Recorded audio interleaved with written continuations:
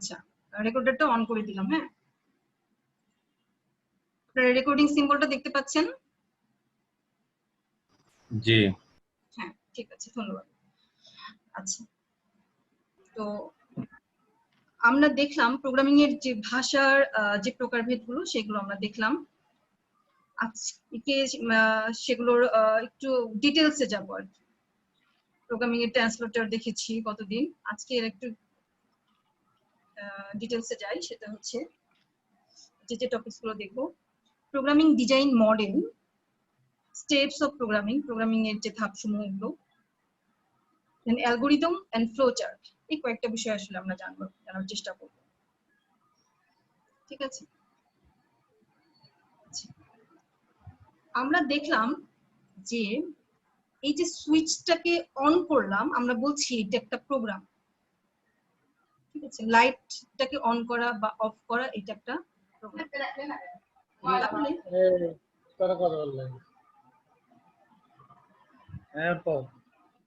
আচ্ছা, আপনারা নিজেদের মাইক্রোফোন একটু অফ রাখেন, কারণ বারবার আমাকে মিউট করতে হচ্ছে। আসসালামু আলাইকুম। আচ্ছা, তো প্রোগ্রাম ডিজাইন মডেলে গিয়ে আমরা আসলে কয়েকটা বিষয় দেখব। যে একটা প্রোগ্রাম তৈরি করা হয় যখন একটা ছোট কাজের সমাধান হিসেবে, যেমন আমরা যদি বলি যে একটা ক্যালকুলেটর বানাবো।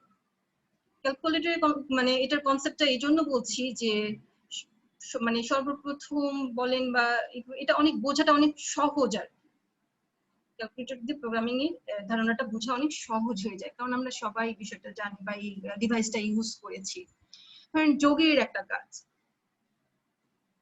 বিয়োগের একটা কাজ, গুণের একটা কাজ, এরকম কয়েকটা কাজ করে কিন্তু আমরা একটা ক্যালকুলেটর ডিভাইস তৈরি করেছি, তাই না? তো একটা সময় এরকমটা ছিল না। সবার প্রথমে যখন ক্যালকুলেটর তৈরি করা হয়, প্রথমে আগে একটা কাজ করা হয়েছিল, যে যোগের কাজ। তারপর যোগের কাজটা করার সময় ধরেন দুটো সংখ্যার মধ্যে যোগের কাজ করা হলো, কারণ একটা সংখ্যা দিয়ে তো আর যোগের কাজ করা সম্ভব না। তাহলে আমরা একটা সংখ্যার সাথে আরেকটা সংখ্যা যোগ করতে পারি। ঠিক আছে, তাহলে যোগ করে যোগফল বের করা, এই একটা কাজ, যোগের একটা কাজ যখন তৈরি করা হলো, তো আমরা বলছি যে এই ছোট্ট একটা কাজের যে সমাধান পাওয়া গেল, যে যোগটার সমাধান তৈরি করা হলো, যেটা আমরা ঠিকভাবে কাজ করতেছে একটা প্রপার ওয়েতে। আগে একটা সংখ্যা নিলাম, দেন আরেকটা সংখ্যা যোগ করলাম, তারপর আমরা যোগফল পেলাম, একটা সমাধান তৈরি করে ফেললাম যে হ্যাঁ দুটো সংখ্যা যোগ করলে যোগফল পাওয়া গেল। এরপরে আমরা দেখি যে দুটো সংখ্যার জায়গায় তিনটা সংখ্যা যোগ করে দেখি, হ্যাঁ দেখলাম যে তিনটা সংখ্যা যোগ করা যায়। তাহলে দুটো সংখ্যা করে যে সংখ্যা যোগফল পাওয়া গেল, তাহলে তার সাথে আরেকটা যোগ করেও তো আমরা যোগফল পাবো, তাহলে তিনটে সংখ্যার যোগফল পাওয়া সম্ভব। তারপরে এরকম করে আমরা যোগফলের কাজটা আমরা ক্যালকুলেটরে সম্পন্ন করি। তারপরে দেখা যায় যে বিয়োগের কাজ, তাহলে যোগের চাহিদা, যোগ করার যে চাহিদাটা ছিল আমাদের, যে হ্যাঁ আমরা দেখছি যে হাতের যে আঙ্গুলি গুলো আছে সেগুলো দিয়ে খুবই অল্প পরিমাণে বা সীমিত সংখ্যক ভাবে গণনা করা যায়। ঠিক আছে, তো আমরা যেন গণনা আরো ভালো, আরো বেশি সংখ্যার গণনা করতে পারি, তার জন্য আমরা তো ক্যালকুলেটরটা তৈরি করলাম। বেসিক্যালি আমরা মানুষরা এত স্বার্থপর যে আমরা নিজেদের কাজগুলোকে অনেক একটু নিজেদের একটু আরাম প্রিয় আর কি, যে নিজেদের সুবিধার জন্য বলতে গেলে আমরা এই জিনিসগুলো তৈরি করছি, তাই না? এখনো দেখা যাচ্ছে যে আমরা যত পারি বা এই যে বৈজ্ঞানিক যে এই সব সফলতা এসছে, সবকিছু কিন্তু আসলে মানুষের চাহিদার পরিপ্রেক্ষিতে চলে আসছে। তো ফ্যান কিন্তু তৈরি হতো না বা লাইট কিন্তু তৈরি হতো না, চাহিদা থেকে এসছে। দিনের পর যখন রাত আসে তখন আমাদের অন্ধকার থাকে, তাই না? তো আমরা তখন আমাদের এই চাহিদার ভিত্তিতে এই লাইট বা ফ্যান আমাদের দরকার হয়েছে। তো আমরা বলছি যে এই যে যোগের কাজটা করলাম, যে একটা কাজ করলাম, তো এই ছোট্ট একটা কাজের যে সমাধান তৈরি করা, এই সমাধানটাকে বলি হচ্ছে প্রোগ্রাম। ঠিক আছে, তো দেখেন আমরা যখন বললাম সর্বপ্রথম ক্যালকুলেটরের আগে, আমরা ক্যালকুলেটর তৈরির সময় আমরা সর্বপ্রথম কি করেছি, দুটো সংখ্যার যোগ করেছি। তাহলে দুটো সংখ্যার যোগ করতে গিয়ে আমরা একদম দেখি যে প্রথমে আগে একটা সংখ্যা নিতে হয়, দেন আরেকটা সংখ্যা নিতে হয়, নিয়ে তারপরে আমরা কি করি সেটাকে যোগ করি, যোগ করলে দেন আমরা ফলাফল পাই। নাকি যোগ কোনো দুটো সংখ্যা না নিয়ে এমনি আগে আগে আমরা ফলাফল পেয়ে যাব, তা কিন্তু না। প্রোগ্রামের 3টা বৈশিষ্ট্য থাকবে, যে আমাদের হ্যাঁ প্রথমে ইনপুট থাকবে, দেন প্রসেস করে দেন সেটাকে আউটপুট থাকবে। হ্যাঁ, এই 3টা কাজ প্রত্যেকটা প্রোগ্রামেই হবে, মাস্ট হবে, ইনপুট, প্রসেস এবং আউটপুট। যেমন ধরেন আপনার প্রত্যেকটা ক্ষেত্রে প্রত্যেকটা কাজের সাথে এই ইনপুট, প্রসেস এবং আউটপুটের মিল রয়েছে। কিরকম? আপনি একটা রুমে প্রবেশ করছেন বা আপনি ক্লাসরুমে প্রবেশ করছেন, দেন আপনি ইনপুট নিলেন, আপনি ক্লাসরুমে প্রবেশ করলেন, এন্ট্রি নিলেন, ইনপুট নিলেন, দেন আপনাকে প্রসেস করছি আমরা, আপনার কিছুটা হলেও তো জানা হলো, দেন আপনার ব্রেনে একটু ডেভেলপ হলো, দেন আপনি যখন ক্লাসরুম থেকে চলে গেলেন, আপনি তখন কি আগে যে অবস্থায় ক্লাসে ঢুকেছিলেন সেভাবেই আপনি বেরোবেন না, আপনি একটা কিছু হলেও আপনি শিখে বেরোবেন। মানে ওইখানেও একটা ইনপুট আউটপুট, নর্মালি একটা কনসেপ্টে বললাম আমি। যে কোনো কাজের সাথে আমাদের এই ইনপুট, প্রসেস এবং আউটপুট, এই 3টা শব্দ জড়িত। এই 3টা শব্দ দিয়ে মানে সমস্ত সমস্যা, মানে যত সমস্যা আছে প্রত্যেকটা সমস্যার সমাধান তৈরি করার সময় এই 3টা জিনিস মাথায় রাখা হয়, যে কিভাবে এই সমস্যাটা সমাধান করার জন্য কি কি লাগবে, কি কি আমাদের কোন কোন ধরনের ডেটা লাগবে, কোন কোন ধরনের কাজ করতে হবে, প্রসেসিং করতে হবে, কিভাবে প্রসেস করতে হবে। তো দেখা গেল যে যখন আমরা এই ক্যালকুলেটর সফটওয়্যারটা তৈরি করি, আসলে এই সফটওয়্যারটা তৈরি করার আগে আমরা সফটওয়্যারটা বলি কখন? যখন যোগের সাথে বিয়োগের কাজ, গুণের কাজ, ভাগের কাজ, রুটের কাজ এসব একত্রিত হয়ে গেছে, একটা প্রোগ্রামিং এর একটা প্যাকেজ তৈরি হয়েছে, অনেকগুলো প্রোগ্রামের সমষ্টি তৈরি হয়েছে, দেন আমরা সেটাকে বলছি সফটওয়্যার। তাহলে প্রথমে একটা কাজের সমাধান তৈরি করাটা হলো একটা প্রোগ্রাম। তার মানে কি বলছি আমরা, যে একটা যোগের কাজ যদি আমরা করি সেটা হচ্ছে একটা প্রোগ্রাম, আরেকটা বিয়োগের কাজ যদি আমরা সম্পন্ন করতে পারি দেন সেটা আরেকটা প্রোগ্রাম।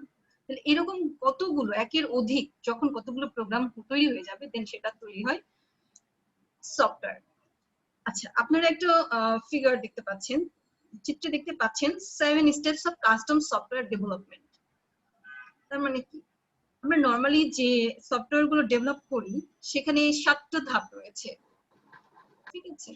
তো ধরেন আমরা প্রথমে রিকোয়ারমেন্টস স্পেসিফিকেশন করি। গতদিন একটু ধারণা দিয়েছিলাম আপনাদেরকে এই বিষয়টা নিয়ে, যে কি কি রিকোয়ারমেন্ট হতে পারে।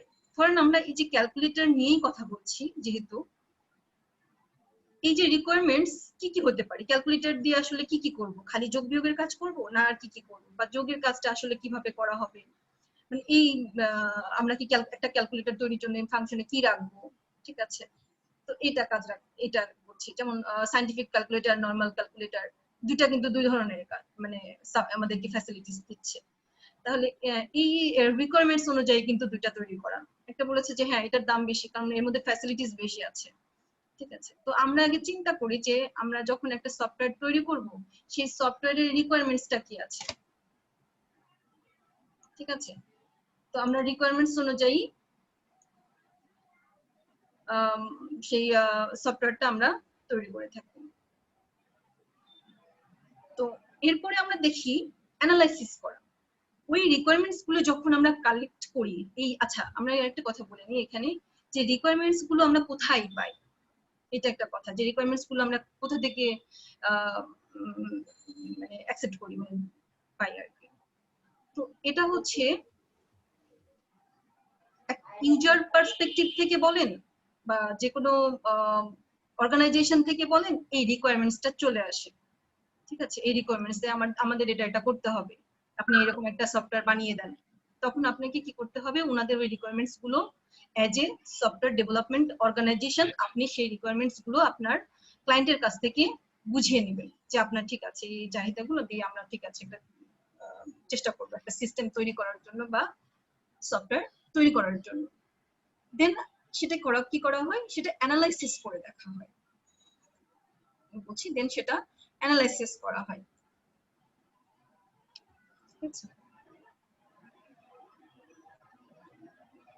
এরপরে আমরা দেখি ডিজাইনটা। এই ফেজে গিয়ে কি করা হয়, এটাই হচ্ছে সেই প্রোগ্রাম ডিজাইন ফেজটা।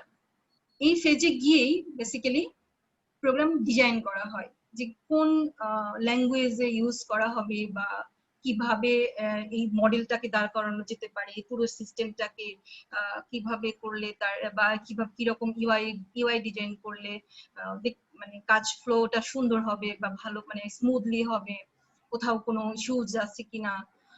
তো এগুলো আসলে এখানে ডিজাইন করে দেখা হয় আগে।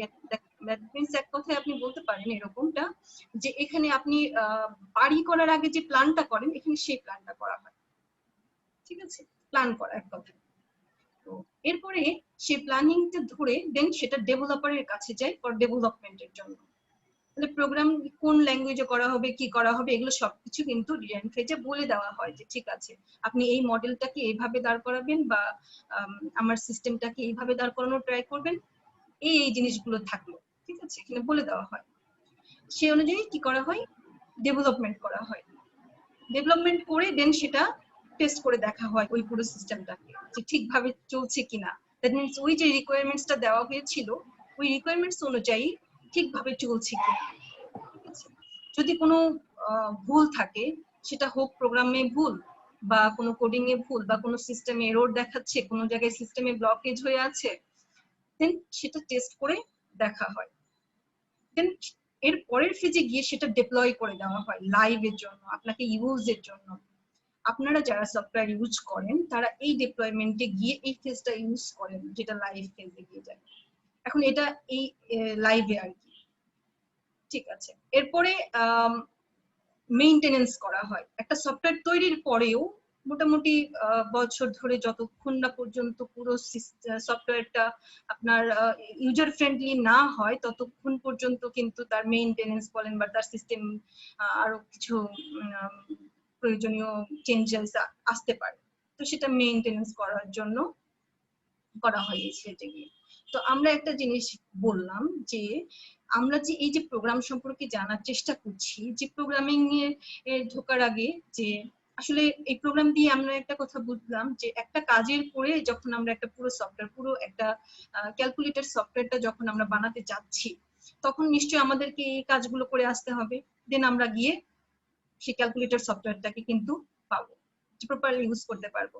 হয়তো আপনি যোগের জায়গায় ভুল করেছেন, সেটা এই টেস্টিং ফেজে গিয়ে ধরা পড়ে যাবে যে আপনার ফাংশনালিটি ভুল বা আপনার একটা প্রোগ্রামের কাজ ভুল। দ্যাট মিন্স আপনার একটা মডিউলের কাজ ভুল, আপনার যোগের ফাংশনটা কাজ করছে বিয়োগের ফাংশন হিসেবে, বিয়োগের ফাংশনটা কাজ করছে যোগের ফাংশন হিসেবে, মানে এরকম আর কি, মানে অল্টার হয়ে গেছে কোথাও সিস্টেমে, ওই জায়গায় ফল্ট ওটা। তো এই টেস্টিং ফেজে গিয়ে সেটা পরিবর্তন মানে ধরা পড়ে আর কি। তো আমরা বেটা ভার্সনটা কোথায় আসে?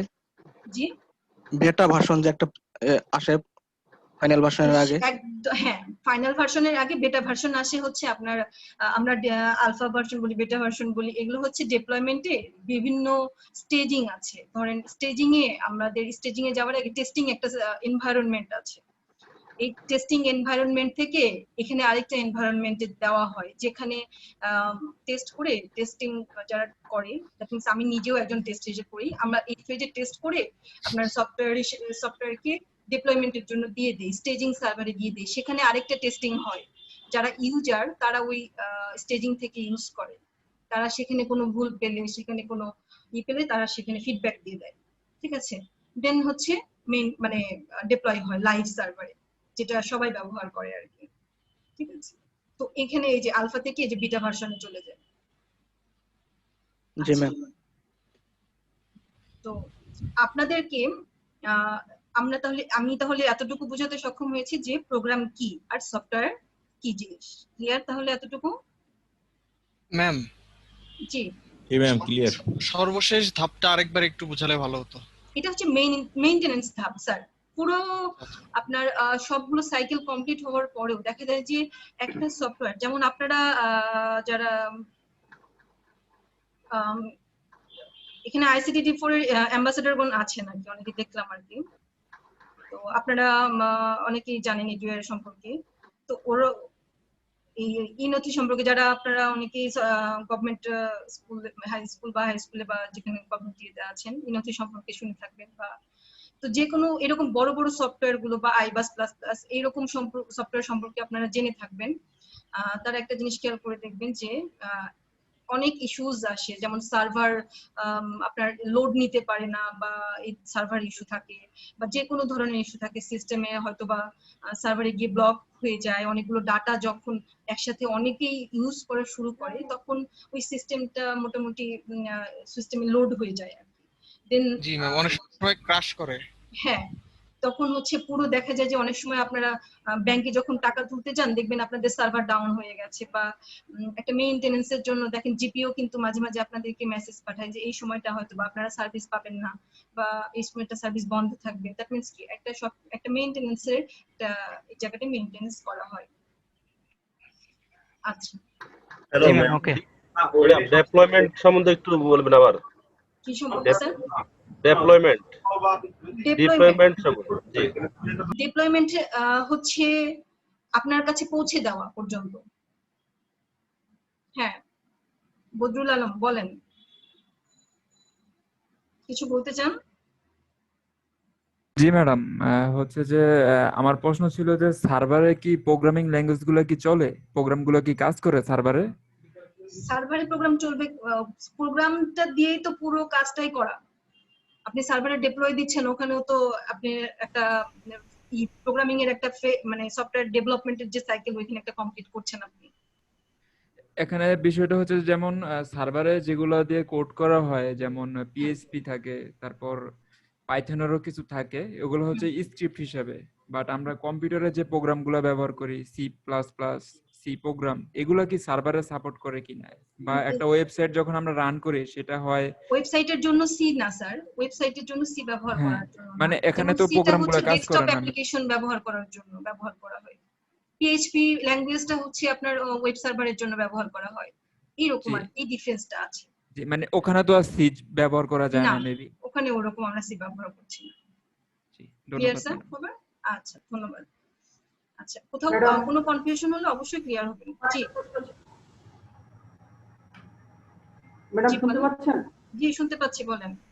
ম্যাডাম একটা প্রোগ্রাম ডেভেলপ করার পরে বাগ ফিক্সিং বা ডিবাগিং এর কাজটা কি টেস্টিং পর্যায়ে?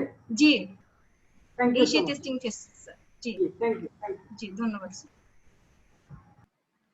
আচ্ছা, তো আমরা পরবর্তীতে চলে যাই তাহলে। তাহলে আমরা এই যে প্রোগ্রাম ডিজাইন মডেল ফেজে গিয়ে আমরা একটু দেখবো যে এখানে আসলে আমরা আসলে এই ধারণাগুলো নিচ্ছি প্রোগ্রামিং শেখার আগে। দেখা যাচ্ছে যে আমাদের যে প্রোগ্রামিং এর যে কোডিং গুলো শিখবো, তো একটু শুরু থেকে কিছুটা জানা দরকার, একটু বেসিক জিনিসগুলো আমরা দেওয়ার চেষ্টা করছি আর কি আপনাদেরকে। জানি না কতটুকু নিতে পারছেন, তবে যতটা পারছি আর কি আপনাদেরকে সহজ করে দেওয়ারই চেষ্টা করছি। ঠিক আছে? আচ্ছা, তো যাই হোক, প্রোগ্রামিং স্টাইলের কথা এখানে বলা হয়েছে। আপনারা দেখতে পাচ্ছেন সবাই যে প্রোগ্রামিং স্টাইলটা কি। প্রোগ্রামিং স্টাইলটা হচ্ছে এক কথায় আমরা বলবো set of coding rules followed by all programmers. যে একটা রুল মেইনটেইন করা হয় এই ফেজে গিয়ে।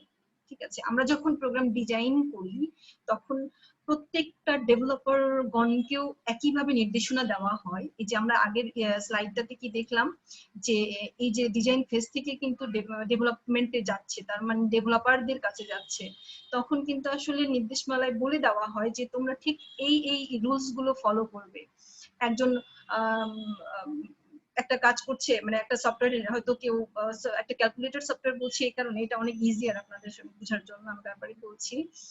তো ধরেন কেউ যোগের ফাংশনটাকে করার জন্য কাউকে কাজ অ্যাসাইন করা হয়েছে, সে যোগের কাজটা করছে, কিন্তু দেখা গেল তার কোন একটা ফাংশনালিটিতে একটু প্রবলেম হচ্ছে, বা যখন বেশি বেশি ডাটা দেওয়া হচ্ছে, হয়তো কোনো এক জায়গায় ইস্যুজ আছে, নর্মাল এরকম একটা কথার ক্ষেত্রে বলছি।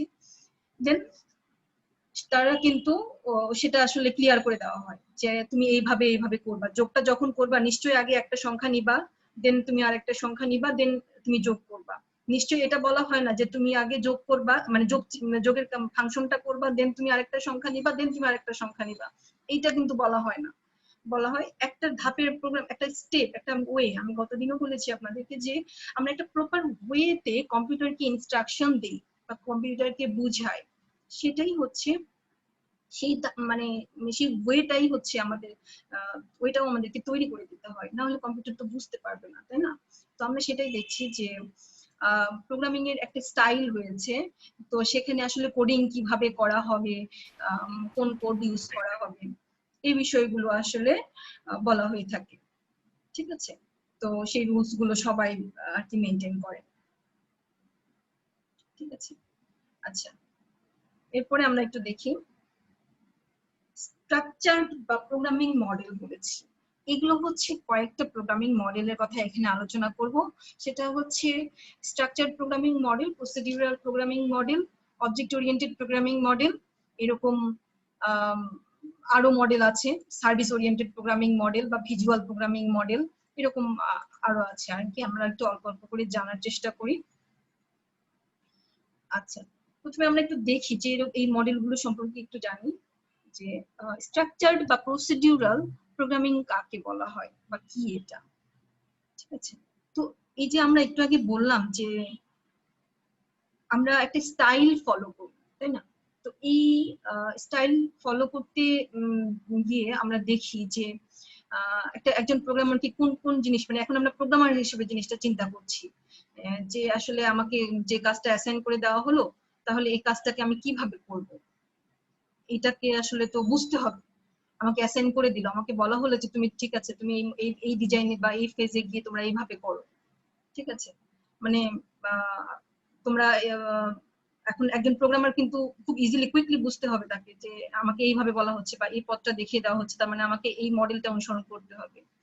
যে একজন এই যে একটু আগে বললেন, কোশ্চেন করলেন যে আমরা সি দিয়ে কি তাহলে ওয়েব পেজ ডিজাইন করব, তো ওইটা আসলে প্রোগ্রামারকে মাথায় রাখতে হবে যে আমরা তাহলে ওই ওয়েব পেজের যে মানে ইউআই অংশটুকু বা ইউআই পার্টটুকু, যেটা হচ্ছে ইউজার ইন্টারফেস বলি আমরা, যে একদম আমরা যে ফেসটা দেখতে পাই, সেই ফেস মানে যে একদম ওয়েব স্ক্রিনের যেটা দেখতে পাই আর কি, ভিজুয়াল যে ফেসটা দেখতে পাই, সেটা হচ্ছে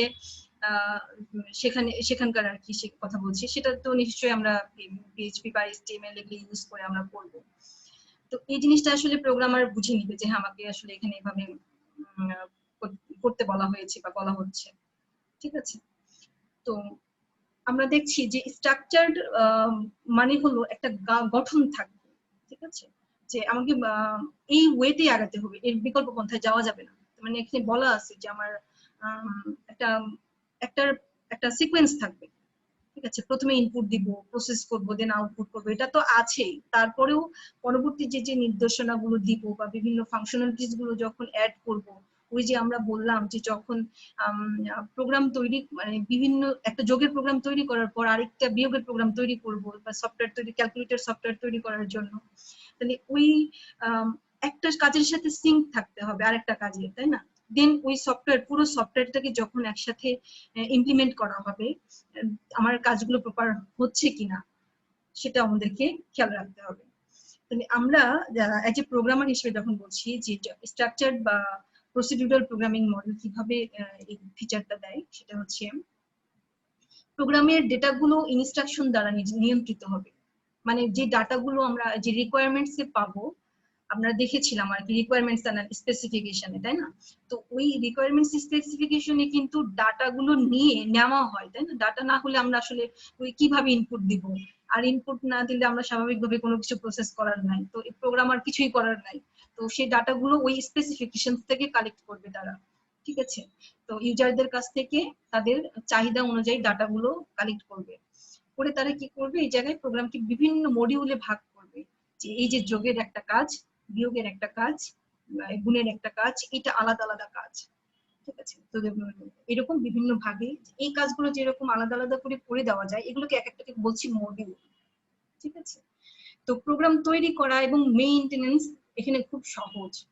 আমরা যদি একসাথে যোগ বিয়োগ গুণ ভাগ মানে সব ফাংশনালিটিস একসাথে দিয়ে রাখতাম, তাহলে কিন্তু করাটা একটু কোয়াইট ডিফিকাল্ট আর কি।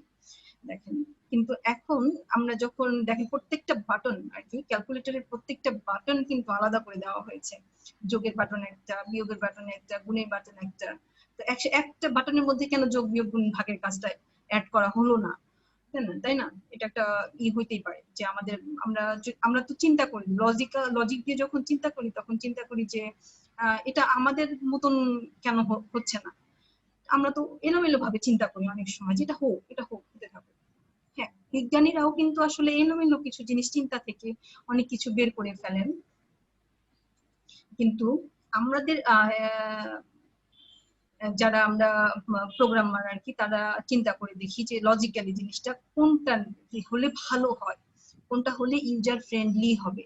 ঠিক আছে, তো আমরা স্ট্রাকচার্ড মডেল বা প্রসিডিউরাল একটা প্রোগ্রামিং মডেল বলা হয়েছে যে একটা ধাপের পর আরেকটা ধাপ কমপ্লিট করে দেন আসতে হয়। ঠিক আছে, ভাগ ভাগ করে করা যায়, এই একটা সুবিধা দেয়, দেন মেইনটেনেন্স করাটা সহজ হয়। ঠিক আছে, উদাহরণ হিসেবে বলছি C programming language. C programming ল্যাঙ্গুয়েজকে বলছি যে এটা একটা প্রসিডিউরাল ওরিয়েন্টেড মানে প্রোগ্রামিং ল্যাঙ্গুয়েজ। ঠিক আছে, তো এই সি কে কেন বলছি এটা আমরা একটু পরে আরেকটু ক্লিয়ার হওয়ার চেষ্টা করবো, আগে আরেকগুলো দেখে আসি। সেটা হচ্ছে, ম্যাম একটা প্রশ্ন ছিল। হ্যাঁ বলেন। ম্যাম এই যে মডিউল যেটা, তাহলে আমরা ক্যালকুলেটরের যে প্রোগ্রামটা বললেন একটা সফটওয়্যার, হ্যাঁ তো এই যে যোগ করলাম এটার জন্য একটা কোডিং করলাম, বিয়োগের জন্য একটা, ভাগের জন্য একটা, তাহলে এগুলো কি এক একটা মডিউল? হ্যাঁ আর সেটাই সবগুলো বলছি, মডিউল যখন আমি কম্বাইন করব তাহলে আমার একটা পুরো সফটওয়্যার তৈরি হবে। সফটওয়্যার তৈরি হয়ে যাবে। আচ্ছা আচ্ছা। আমি স্যার আপনাদেরকে আমার যদি হাতে সময় পাই এই মডিউল সম্পর্কে নিয়ে আপনাদের আরেকটু বলবো পরে।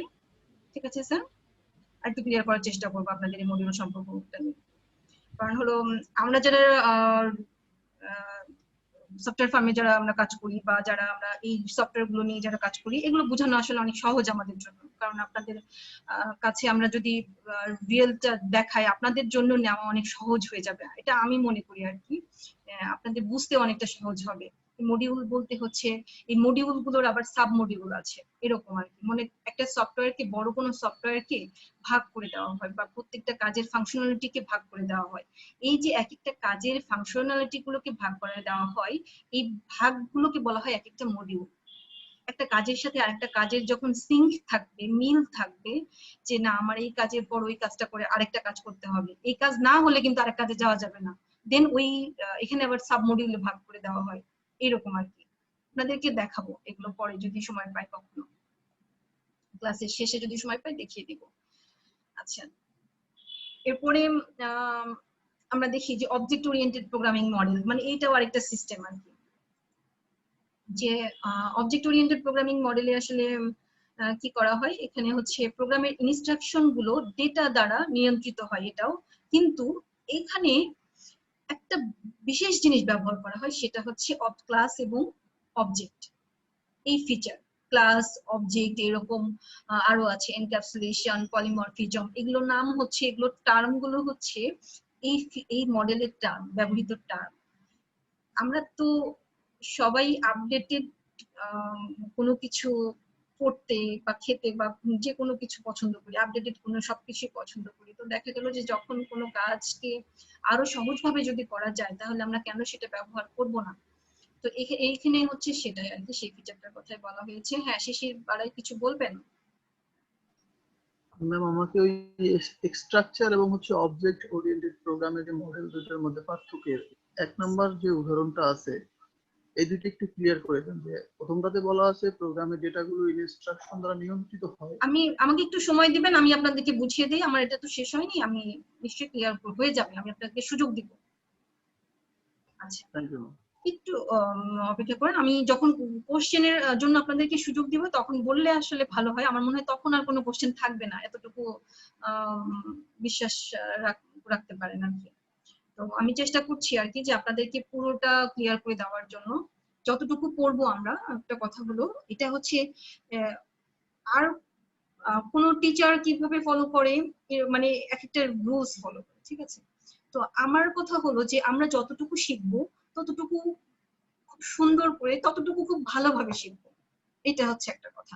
একেবারে বেশি জানলাম, কিছু মনে রাখতে পারলাম না, সেটা কিন্তু এর বিষয়। তো আমি চেষ্টা করছি আপনাদেরকে যে যতটা সহজ করে দেওয়া যায়। ঠিক আছে, আমি এগুলো বলছি বিস্তারিত ভাবে, এগুলো তো আসলে মনে থাকবে না। মনে থাকবে কোন জিনিস, যখন আমরা কোনো চিত্রে দেখি, তাই না, তখন সেই জিনিসটা কিন্তু আমাদের ব্রেনে ইজিলি মনে হয়ে যায়। কিন্তু দেখা যায় যে আমরা থিওরিটিক্যাল করার পরে কিন্তু প্র্যাকটিক্যাল করি, থিওরিটিক্যাল না করলে প্র্যাকটিক্যাল কিন্তু আমরা করতে পারি না। দ্যাটস ওয়াই আমাকে ওই লজিকটাও মানতে হয়। তো যার কারণে আমাকে 2-4 কথা লিখে গিয়ে আমি আপনাকে দেখিয়ে দেব যে কিভাবে এই দুটোর ডিফারেন্সটা করা হয়েছে। ঠিক আছে, একটু অপেক্ষা করেন। আচ্ছা, এক্ষেত্রে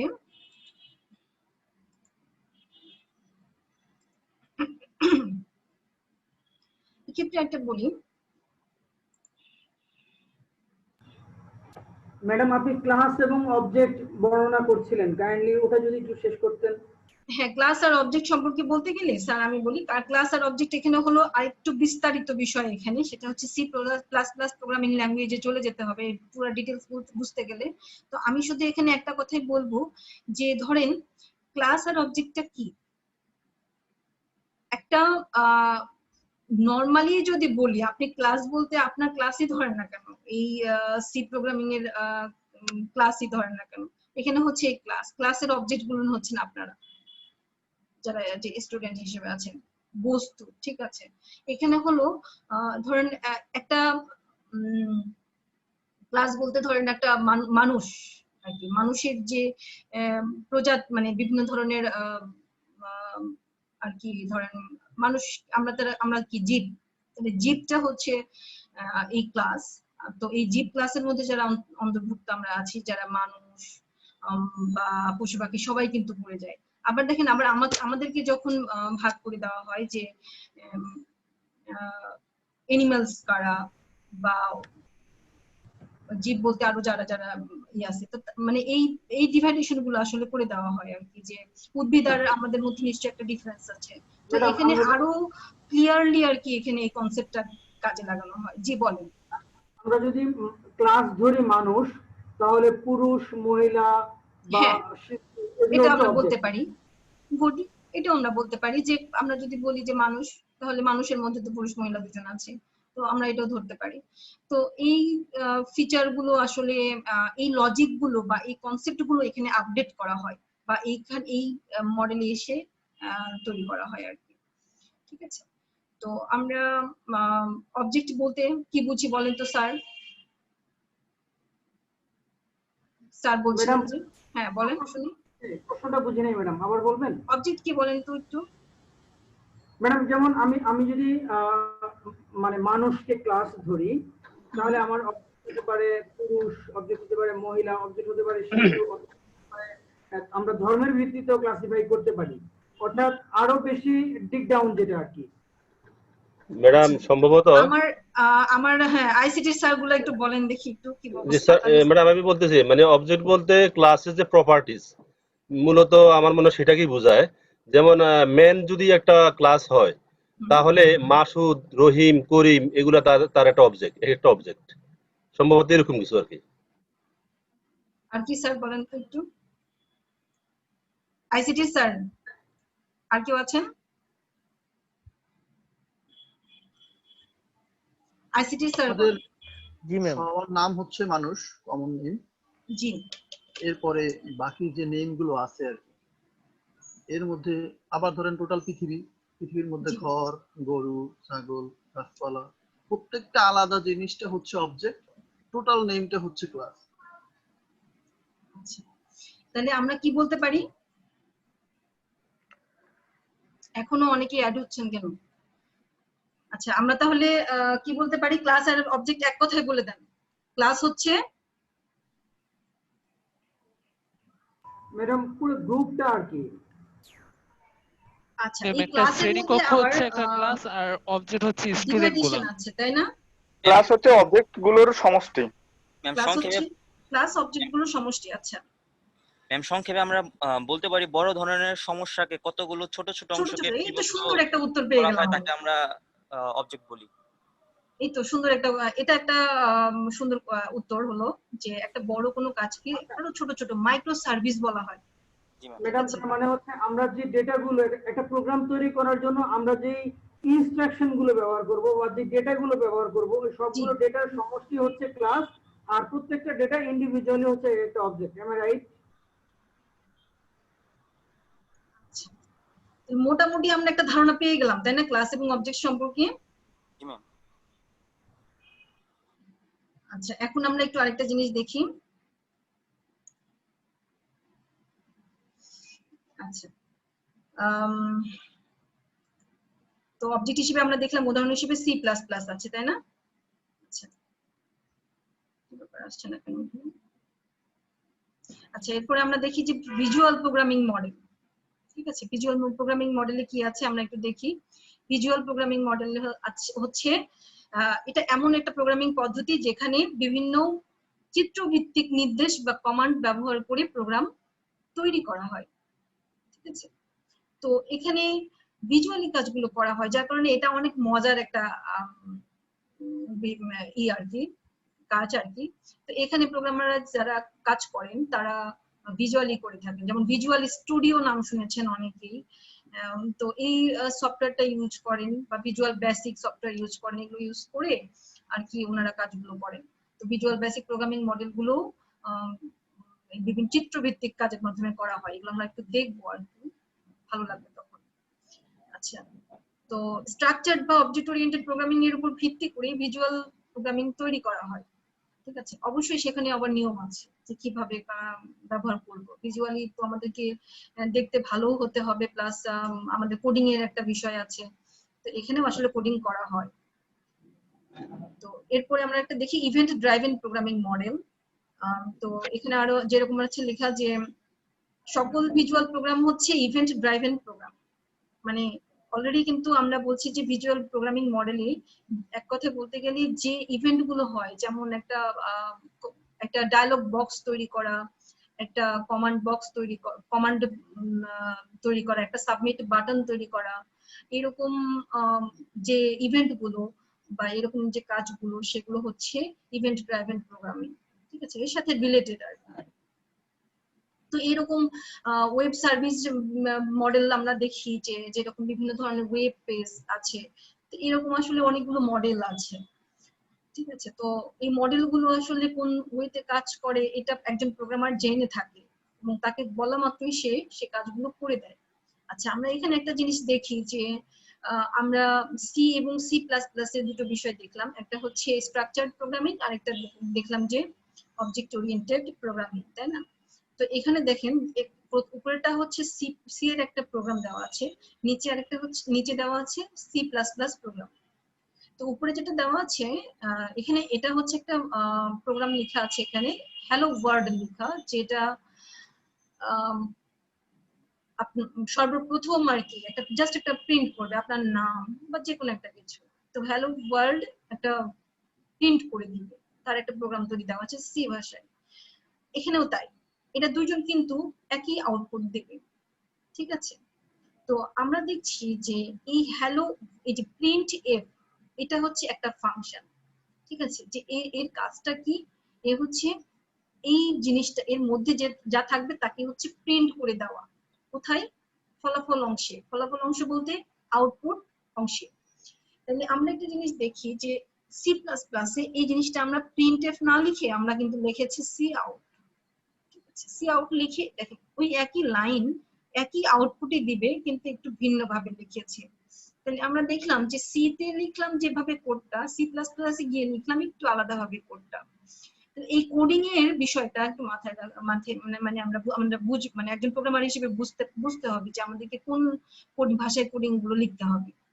এখন আপনার যে এবং সেই স্ট্রাকচারে ফলো করতে হবে। আপনি যখন ইয়েতে লিখবেন সি প্লাস প্লাস বা অবজেক্ট ওরিয়েন্টেড প্রোগ্রামিং এ লিখবেন, এই স্ট্রাকচারটা নিশ্চয়ই সি এর সাথে মিলে যাবে না।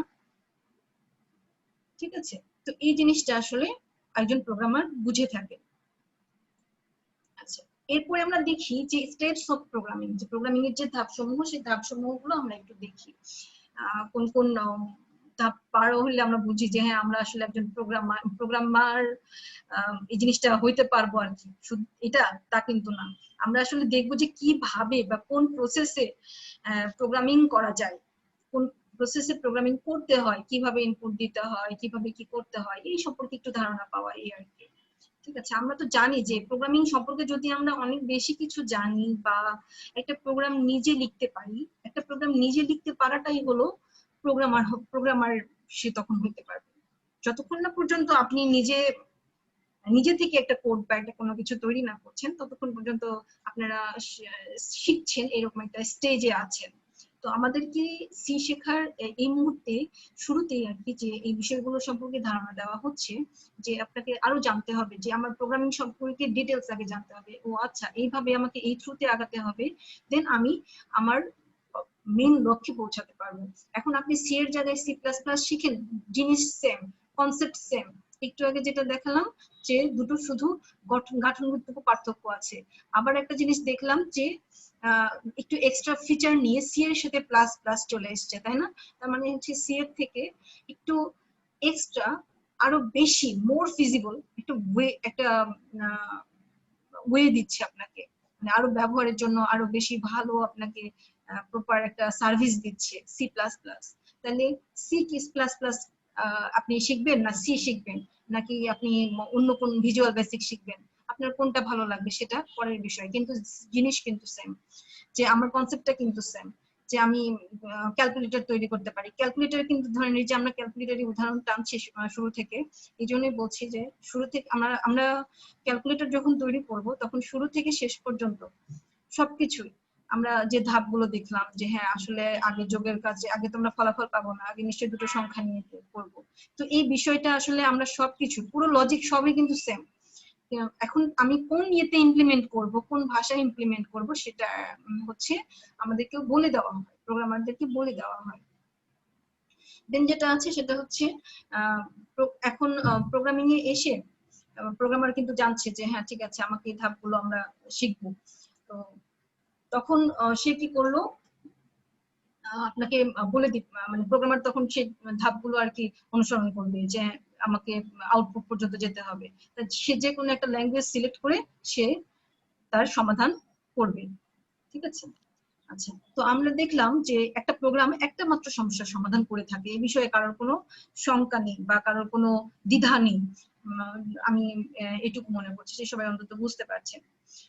আচ্ছা, তো একটা প্রোগ্রাম তৈরির জন্য যে ধাপগুলো অনুসরণ করতে হয় সে ধাপগুলো সম্পর্কে একটু দেখি। সেটা হচ্ছে প্রবলেম ফাইন্ড আউট করা, প্রবলেম স্পেসিফিকেশনস, যেটা আমরা দেখলাম অলরেডি যে সিস্টেম স্পেসিফিকেশনস যেটা বলছি। তাহলে একটা সিস্টেম যখন তৈরি করি তখন কিন্তু পুরো সিস্টেম কিভাবে কাজ করে সে সম্পর্কে তার ধারণাটা নেই, বা সেটা হচ্ছে সে সম্পর্কে আমরা সিস্টেম স্পেসিফিকেশনে ই করে নিই। কিন্তু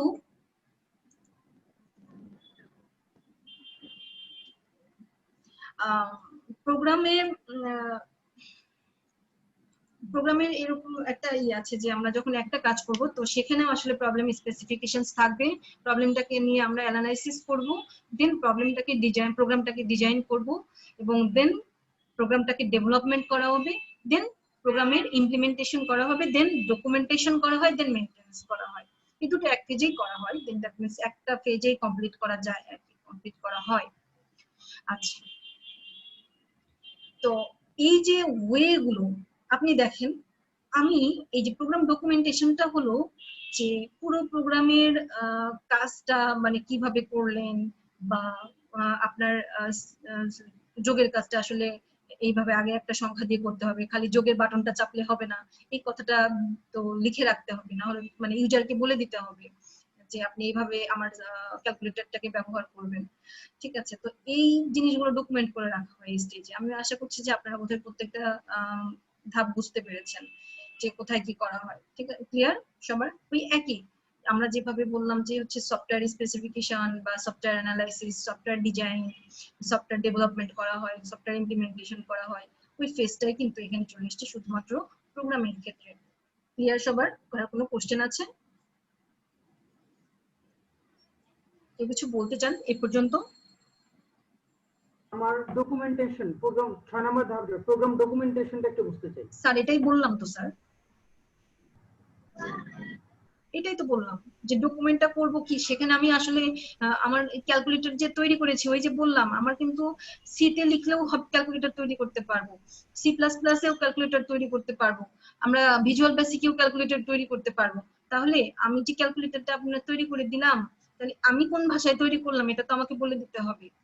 আমার ইউজার যারা থাকবে তাদেরকে যদি আমি জিনিসটা না বলে দিই, তারা পরবর্তীতে আমি যদি ওই জায়গায় না থাকি, তারা নিশ্চয়ই আমি যদি মারা যাই তাহলে তো ওই কাজটা আমার জায়গায় অন্য কাউকে করতে হবে, তাহলে সেটাকে ডকুমেন্টেশন করে রাখাটা দরকার, ঠিক আছে? হ্যাঁ বলেন সোহরা। সোর্স কোড তাই তো ম্যাডাম, তাই তো? জি, মানে তার মানে প্রোগ্রাম ডকুমেন্টেশন হচ্ছে সোর্স কোড। সোর্স কোড বলতে সোর্স কোড তো থাকবে, সোর্স কোড লেখার জন্য আমরা ওই যে প্রোগ্রামিং স্টাইলটা পড়লাম, প্রোগ্রামিং স্টাইলেই আসলে ওই জায়গাটা কভার হয়ে যায়, যে ওটা তো ব্যাক এন্ডের পার্ট, সোর্স কোড লেখাটা হচ্ছে ব্যাক এন্ডের পার্ট থাকে, আপনি তো ভিজুয়ালি সবকিছু আসলে দেখেন। ঠিক আছে ম্যাডাম, থ্যাংক ইউ। হ্যাঁ, তো ওই জায়গাগুলোতে আসলে প্রোগ্রামিং এর এগুলো বলে দেওয়া হয়, রুলস গুলো বলে দেওয়া হয়। জি, কেউ কি বলবেন? ডিবাগিংটা কি আর কি? ডিবাগিংটা বুঝতেছি না। ডিবাগিংটা স্যার যে বললাম টেস্ট করা আর একটা হলো বাগ বের করা আর কি, মনে করেন বাগ ভুল বের করাটা, ঠিক আছে, ভুল খোঁজা বাংলায় যদি বলি, মানে আপনার সফটওয়্যারে কোনো ভুল খুঁজে বের করাটা হচ্ছে ডিবাগিং করা। ম্যাডাম, জি আমি একটা প্রশ্ন করতে চাই। জি একটা স্যার। ক্যালকুলেটর যদি সি প্রোগ্রামিং দিয়েও করা যায়, সি প্লাস প্লাস প্রোগ্রামিং দিয়েও করা যায়, জি তাহলে এই সি প্লাস প্লাস প্রোগ্রামিং এর প্রয়োজনটা অতিরিক্ত কি প্রয়োজন ছিল? মানে যেখানে আমি সি প্রোগ্রাম দিয়ে করতে পারতেছি, বা সি প্লাস প্লাস দিয়ে কি অতিরিক্ত কোনো সুবিধা আছে কিনা? হ্যাঁ, এটাই তো বললাম স্যার, অতিরিক্ত আরো সুবিধা আছে, সি প্লাস প্লাস আরো মোর ফিচার নিয়ে আসে। যেমন ধরেন একটা আরো বড় মাইক্রো সার্ভিস তৈরি করতে, বড় কোনো সিস্টেম তৈরি করতে সি প্লাস প্লাসটা জরুরি। যেমন ধরুন বা অবজেক্ট ওরিয়েন্টেড রিলেটেড যে কোনো ভাষা বলতে পারি, যেমন জাভাও কিন্তু মোস্ট পপুলার একটা ল্যাঙ্গুয়েজ, তো ও কিন্তু আরো মোর ফিচার নিয়ে আসছে। তো ল্যাঙ্গুয়েজ কিন্তু এট এ টাইম দেখবেন একটা ল্যাঙ্গুয়েজ তৈরি হয়নি, তো একটার পর একটা ল্যাঙ্গুয়েজ তৈরি হয়েছে, আপডেট হয়েছে, তো নিশ্চয়ই ওর মধ্যে ওই ফিচার মানে আরেকটু ধরেন, আরেকটু এটাকে বলা হয় টাইমের বিষয়, ধরেন টাইম কমপ্লেক্সিটি বলেন, বা আপনার কাজটা করার যে প্রসেস, যে ফ্লোটার টাইম, কত দ্রুত কাজটা করতে হচ্ছে বা কতটা ফিজিবল হচ্ছে, ফিজিবল ওয়েতে কোন সি বা সি প্লাস প্লাস কে করতে পারছে, দেন তাকে চুজ করা হয়। ঠিক আছে স্যার? জি ম্যাডাম। আচ্ছা, তাহলে আমরা নেক্সট আগাই। আচ্ছা, এরপরে আমরা দেখি যে প্রোগ্রাম এর ধাপসমূহ তো বলেই দিলাম একবারে, আসলে এখানে বলার মতন আর কিছু নেই, আশা করছি এগুলো পড়তে পারবেন আপনাদের, না বুঝার কোনো কারণ নেই, অনেক সোজা। যে প্রোগ্রামিং স্পেসিফিকেশনে আসলে আমি বলেই দিয়েছি এখানে, যে এগুলো আপনাদের কন্টেন্টে দেওয়ার উদ্দেশ্য হলো যে আপনারা যেন বাসায় এই যে নিচ্ছেন, এটা যেন অন্তত কন্টেন্ট দেখেও একবার পড়েন, তাহলে আপনারা বুঝে যাবেন। আমি এটা বিশ্বাস করি যে আপনারা একবার ক্লাস করার পরে অনলি আর একটা বার পড়েন, এটা আপনাদের সবারই মনে থেকে যাবে, এবং আমি আশা করবো যে আমরা 30 দিন পর একটা ভালো অবস্থানে পৌঁছাতে পারবো। ঠিক আছে, তো আমরা যেটা বলছি যে আমরা এখানে দেখেন আপনারা কিন্তু পড়ে নিয়েছেন অলরেডি, আমার বলার আগে কিন্তু অলরেডি পড়ে ফেলছেন। ঠিক আছে, তো এখানে আসলে আর কিছুই নাই, যে স্পেসিফিকেশনস মানে তো আমি বলেই দিলাম যে এখানে কোন ইনপুট হবে, কি ধরনের আউটপুট হবে, ঠিক আছে, ক্লিয়ার একদম। কোনো এখানে বোঝা অনেক সহজ, তথ্য অনুসন্ধানের কাজ এই ধাপে করতে হয়। ঠিক আছে, তো এটা আমাদের দেন প্রবলেম অ্যানালাইসিস করতে হয়। অ্যানালাইসিস মানে তো আমরা জানি যে ওই প্রবলেমটা আসলে কতটা ফিজিবল ওয়েতে সলিউশন বের করা যায়, কতটা সহজ করে সলিউশন করা যায়। এখন দেখা যায় যে সি এর ফিচার দিয়ে আসলে সব সমস্যার সমাধান করা যায় না, তখন আমাদেরকে সি প্লাস প্লাস এর আশ্রয় নিতে হয়। ঠিক আছে, যে হ্যাঁ ওইটাতে তখন কিন্তু রিকভার হয়ে যায়। তো এই বিষয়গুলো আসলে চলে আসে। আশা করছি ক্লিয়ার হয়েছেন আপনি। প্রবলেম অ্যানালাইসিসটা আমরা একটু করে নিই তারপরেও, যেহেতু সময় আছে এখন আমাদের হাতে। আচ্ছা, সিস্টেমে ব্যবহৃত বিষয়বস্তু বিশ্লেষণ করে সমস্যার সমাধান করা হয়, ডেটা সংগ্রহ করা হয় এখানে, এবং সমস্যা সমাধানের জন্য নতুন সিস্টেম তৈরির পরিকল্পনা নেওয়া হয়, যেটাকে বলছি প্রোগ্রাম ডিজাইন। বিভিন্ন টুলস বা পদ্ধতি ব্যবহার করে সিস্টেম বা ফ্লোচার্ট তৈরি করা হয়। আমি আপনাদেরকে একটা টুলস দেখায় দিতে পারবো, ঠিক আছে, যেমন হচ্ছে আমরা যারা ব্যবহার করি সেটা এই বিষয়গুলো, কয়েকটা বিষয় আপনাদেরকে আমি আপনারা একটু নোট ডাউন করে রাখেন, আপনাদেরকে আমি দেখিয়ে দিব। একটা হচ্ছে সিস্টেম ফ্লোচার্ট, ফ্লোচার্ট তৈরির একটা টুলস আপনাদেরকে সাথে পরিচয় করিয়ে দিব। এটা আসলে তৈরি করতে হবে না এখন, আমি আপনাদেরকে যেন আপনারা একটু ইন্টারেস্ট পান এই জন্য, যে রিয়েল সফটওয়্যার তৈরি করতে বা রিয়েল ফিল্ডে আসলে কি হয়। ঠিক আছে, এটা যেন আপনারা করতে পারেন, এটা আসলে আপনাদেরকে মানে একটু উৎসাহ দেওয়ার জন্য আমি আপনাদেরকে এই জিনিসগুলো আসলে একটু দেখাতে চাই। আচ্ছা, যাই হোক, আমরা পরবর্তীতে চলে যাই প্রোগ্রাম ডিজাইন। প্রোগ্রাম ডিজাইনে বলতে সেখানে ইনপুট ডিজাইন করতে হবে, আউটপুট ডিজাইন করতে হবে, ইনপুট আউটপুটের মধ্যে রিলেশন থাকতে হবে। ওই যে বললাম, নিশ্চয়ই আগে আমি যোগের বাটন চেপে বসে থাকবো না, আগে কি করব, দুটো সংখ্যা দিব, মানে আগে একটা সংখ্যা দিয়ে দেন হচ্ছে ক্যালকুলেটরে যেটা করা হয়, একটা প্লাস বাটন চেপে দেন আরেকটা সংখ্যা দেওয়া হয়, ঠিক আছে? তো সেই বিষয়টা আমরা এখানে জানবো, দিব, ই করবো আর কি, ইমপ্লিমেন্ট করবো। এরপরে হচ্ছে প্রোগ্রাম ডেভেলপমেন্ট। প্রোগ্রাম ডেভেলপমেন্টে কি করতে হয়, এখানে হচ্ছে অ্যালগোরিদম বা ফ্লোচার্টকে একটা যে কোনো হাই লেভেল প্রোগ্রামিং ভাষায় লিখতে হয়, কারণ এখন আমরা লো লেভেল ভাষায় কোডিংটা করি না, তাই না? আমরা আসলে কোডিং করে কারা লো লেভেলে ভাষায়, যারা সরাসরি মেশিন লার্নিং নিয়ে যার নাম শুনেছেন অথবা মেশিন ভাষা বা অ্যাসেম্বলি ল্যাঙ্গুয়েজ তারা ইউজ করে, বিভিন্ন ধরনের দেখেছি যে লো লেভেল ল্যাঙ্গুয়েজ গুলো ব্যবহার করা হয় সেখানে এখনো। আচ্ছা, তো সিস্টেম উন্নয়নের জন্য সিস্টেম ব্যবহারকারী, সিস্টেম বিশ্লেষক বা প্রোগ্রামের মধ্যে যোগাযোগ থাকবে।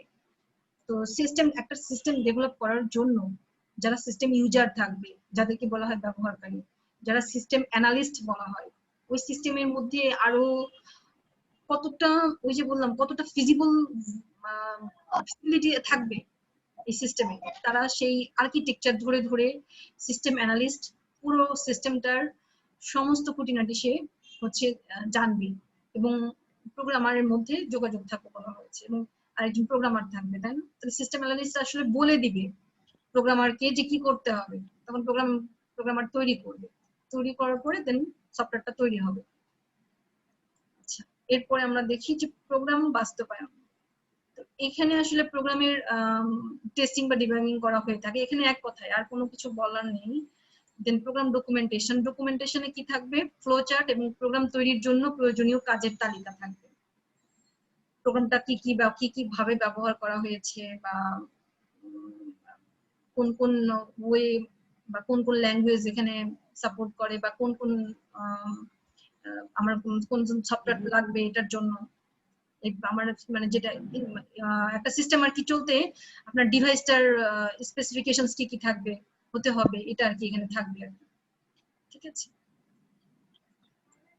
তো এখানে হচ্ছে প্রোগ্রাম মেইনটেনেন্স, যেটা সময়ের সাথে সাথে আসলে বলেছে যে বিভিন্ন পরিবর্তন করা, ফিচার হয়তো একটু চেঞ্জ করা যাবে, আপডেট করা, সেই পুরো সিস্টেমটাকে আপডেট করাটাই হলো এখানে মেইনটেনেন্স করার মধ্যে পড়ে যাবে, বা কোনো ফল্ট থাকলে সেটা সমাধান করা। আচ্ছা, এরপরে আমরা চলে আসি আমাদের তৃতীয় টপিকসে। এর পর্যন্ত আপনাদের আর কারো কোনো কোশ্চেন আছে কিনা, বা কোথাও বোঝার কোনো অসুবিধা আছে কিনা, এটা একটু বলবেন।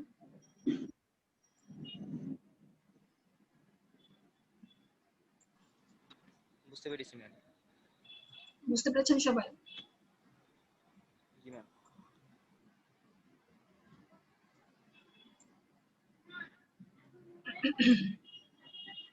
আচ্ছা, তো আপনাদের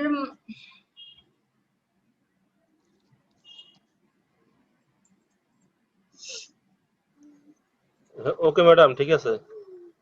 আচ্ছা, আপনাদের তাহলে আর কোনো কোশ্চেন নাই? দুজন রেজান করেছেন, একটু বলেন। জি না, আপাতত কোনো কোশ্চেন নেই। হ্যাঁ, শিশির বাড়াই আর হচ্ছে মোহাম্মদ আলী। জি। হ্যাঁ, আপনারা কিছু বলতে চান? জি না ম্যাডাম, কোনো কোশ্চেন নাই, আপাতত কোনো কোশ্চেন নাই। আচ্ছা, রেজেন্ট করে বসে আছেন এজন্য আর কি বলছি।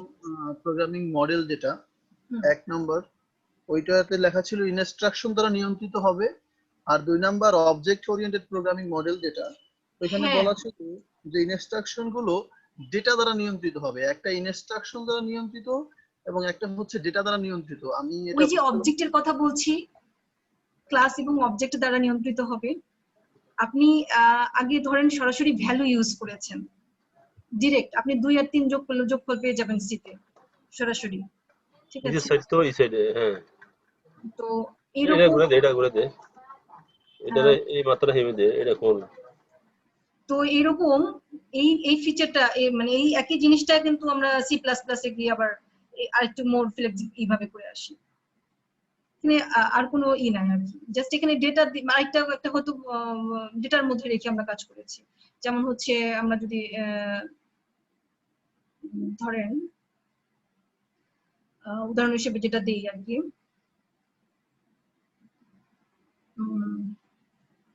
সহজ করে বলতে গেলে আপনাকে এইভাবে বলতে পারি যে একটা সি প্লাস প্লাস এর যে আমরা এটা স্ট্রাকচার যেটা দেখলাম আর কি, সেই স্ট্রাকচারটাতে দেখলাম যে একই কাজে কিন্তু আমরা করেছি, বাট আরেকটা ফাংশনালিটি দিয়ে করেছি না, সি আউট নামে প্রোগ্রাম ফাংশনালিটি দিয়ে, মানে ফাংশন দিয়ে। তো সেখানে যখন আমাদের একটা কাজ থাকলো যে দুটো সংখ্যার যোগ করা, আরেকটা থাকলো দুটো সংখ্যার বিয়োগ করা, এরকম দুটো কাজ থাকলো।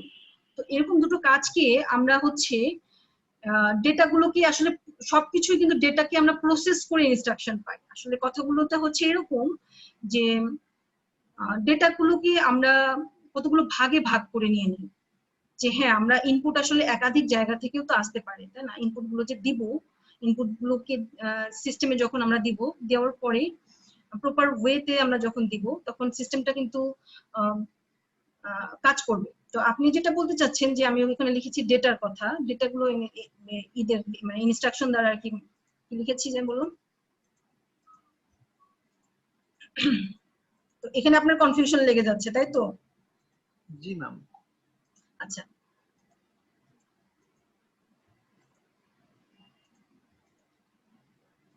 এই যে এখানে প্রথম লাইনে এখানে কনফিউশন চলে যাচ্ছে।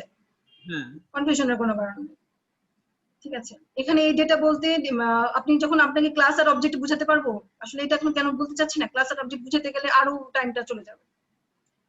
তো এই ক্লাস আর অবজেক্টের মধ্যে আসলে এই ব্যবহারটা বুঝাতে গেলে আমি হয়তো অবজেক্ট ওরিয়েন্টেড প্রোগ্রামিং মডেল বুঝাতে গেলে তখন হয়তো আমি বুঝাতে পারবো আর কি, ঠিক আছে।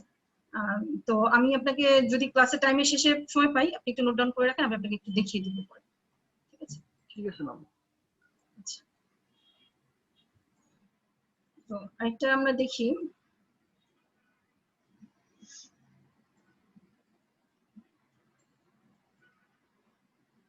তো আমরা শুরু করি অ্যালগরিদম দিয়ে। অ্যালগরিদমটা কি? এই যে আমরা আমাদের কাজগুলো মানে ধাপে ধাপে করলাম আর কি, সেটাই হচ্ছে, বা এই যে স্টেপ বাই স্টেপস যে নির্দেশনাগুলো, সেটাই আসলে অ্যালগরিদম। অ্যালগরিদমটা হচ্ছে একটা সমস্যা সমাধানের জন্য লজিক্যালি এবং স্টেপ বাই স্টেপ হতে হবে, ঠিক আছে।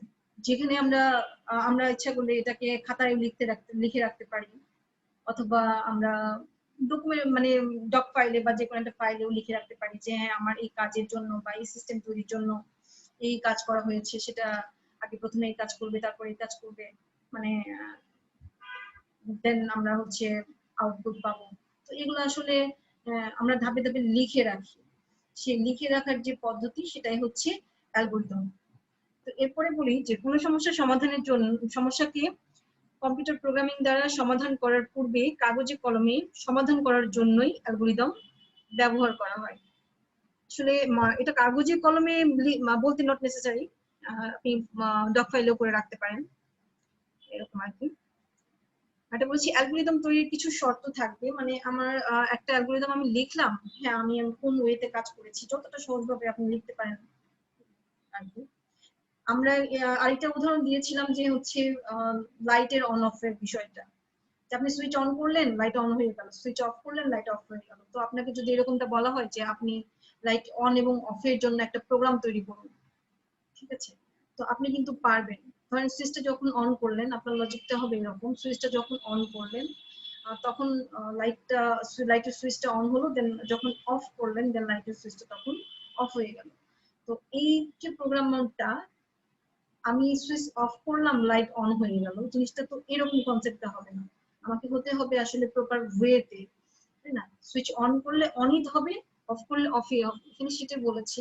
আর একটা বলা হয়েছে যে যেন সহজ হয়, বোঝাটা সবার জন্য সহজ হয়, এভাবে আর কি অ্যালগরিদমটা লিখতে হয়, প্রত্যেকটা ধাপ স্পষ্ট হতে হবে।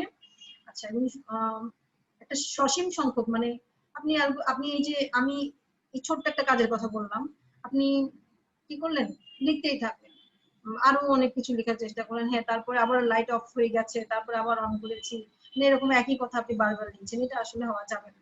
তো একটা ফ্লো, প্রত্যেকটারই ফ্লোর একটা শেষ আছে, শুরু আছে শেষ আছে। আপনি একটা সিস্টেমে এন্ট্রি করছেন, লগ ইন করছেন, দেন লগ আউট করছেন, এর মধ্যে কিন্তু অনেকগুলো ফ্লো আছে, একটা কাজ কমপ্লিট করে দেন আপনি কিন্তু অনেকগুলো দেখা যায় যে কোনো একটা সাইট ব্রাউজিং এর ক্ষেত্রে হয়তো কিছু অংশ অ্যাডমিন ব্যবহার করছে, কিছু অংশ আপনি ব্যবহার করছেন অ্যাজ এ ইউজার। তো এই কাজগুলো কিন্তু আসলে ফ্লোটা গুলোকে লেখা হয় আর কি, যে হ্যাঁ আমার কাজটা করার আগে যে এই কাজটা অ্যাডমিন করতে পারবে, এই কাজটা ইউজার করতে পারবে।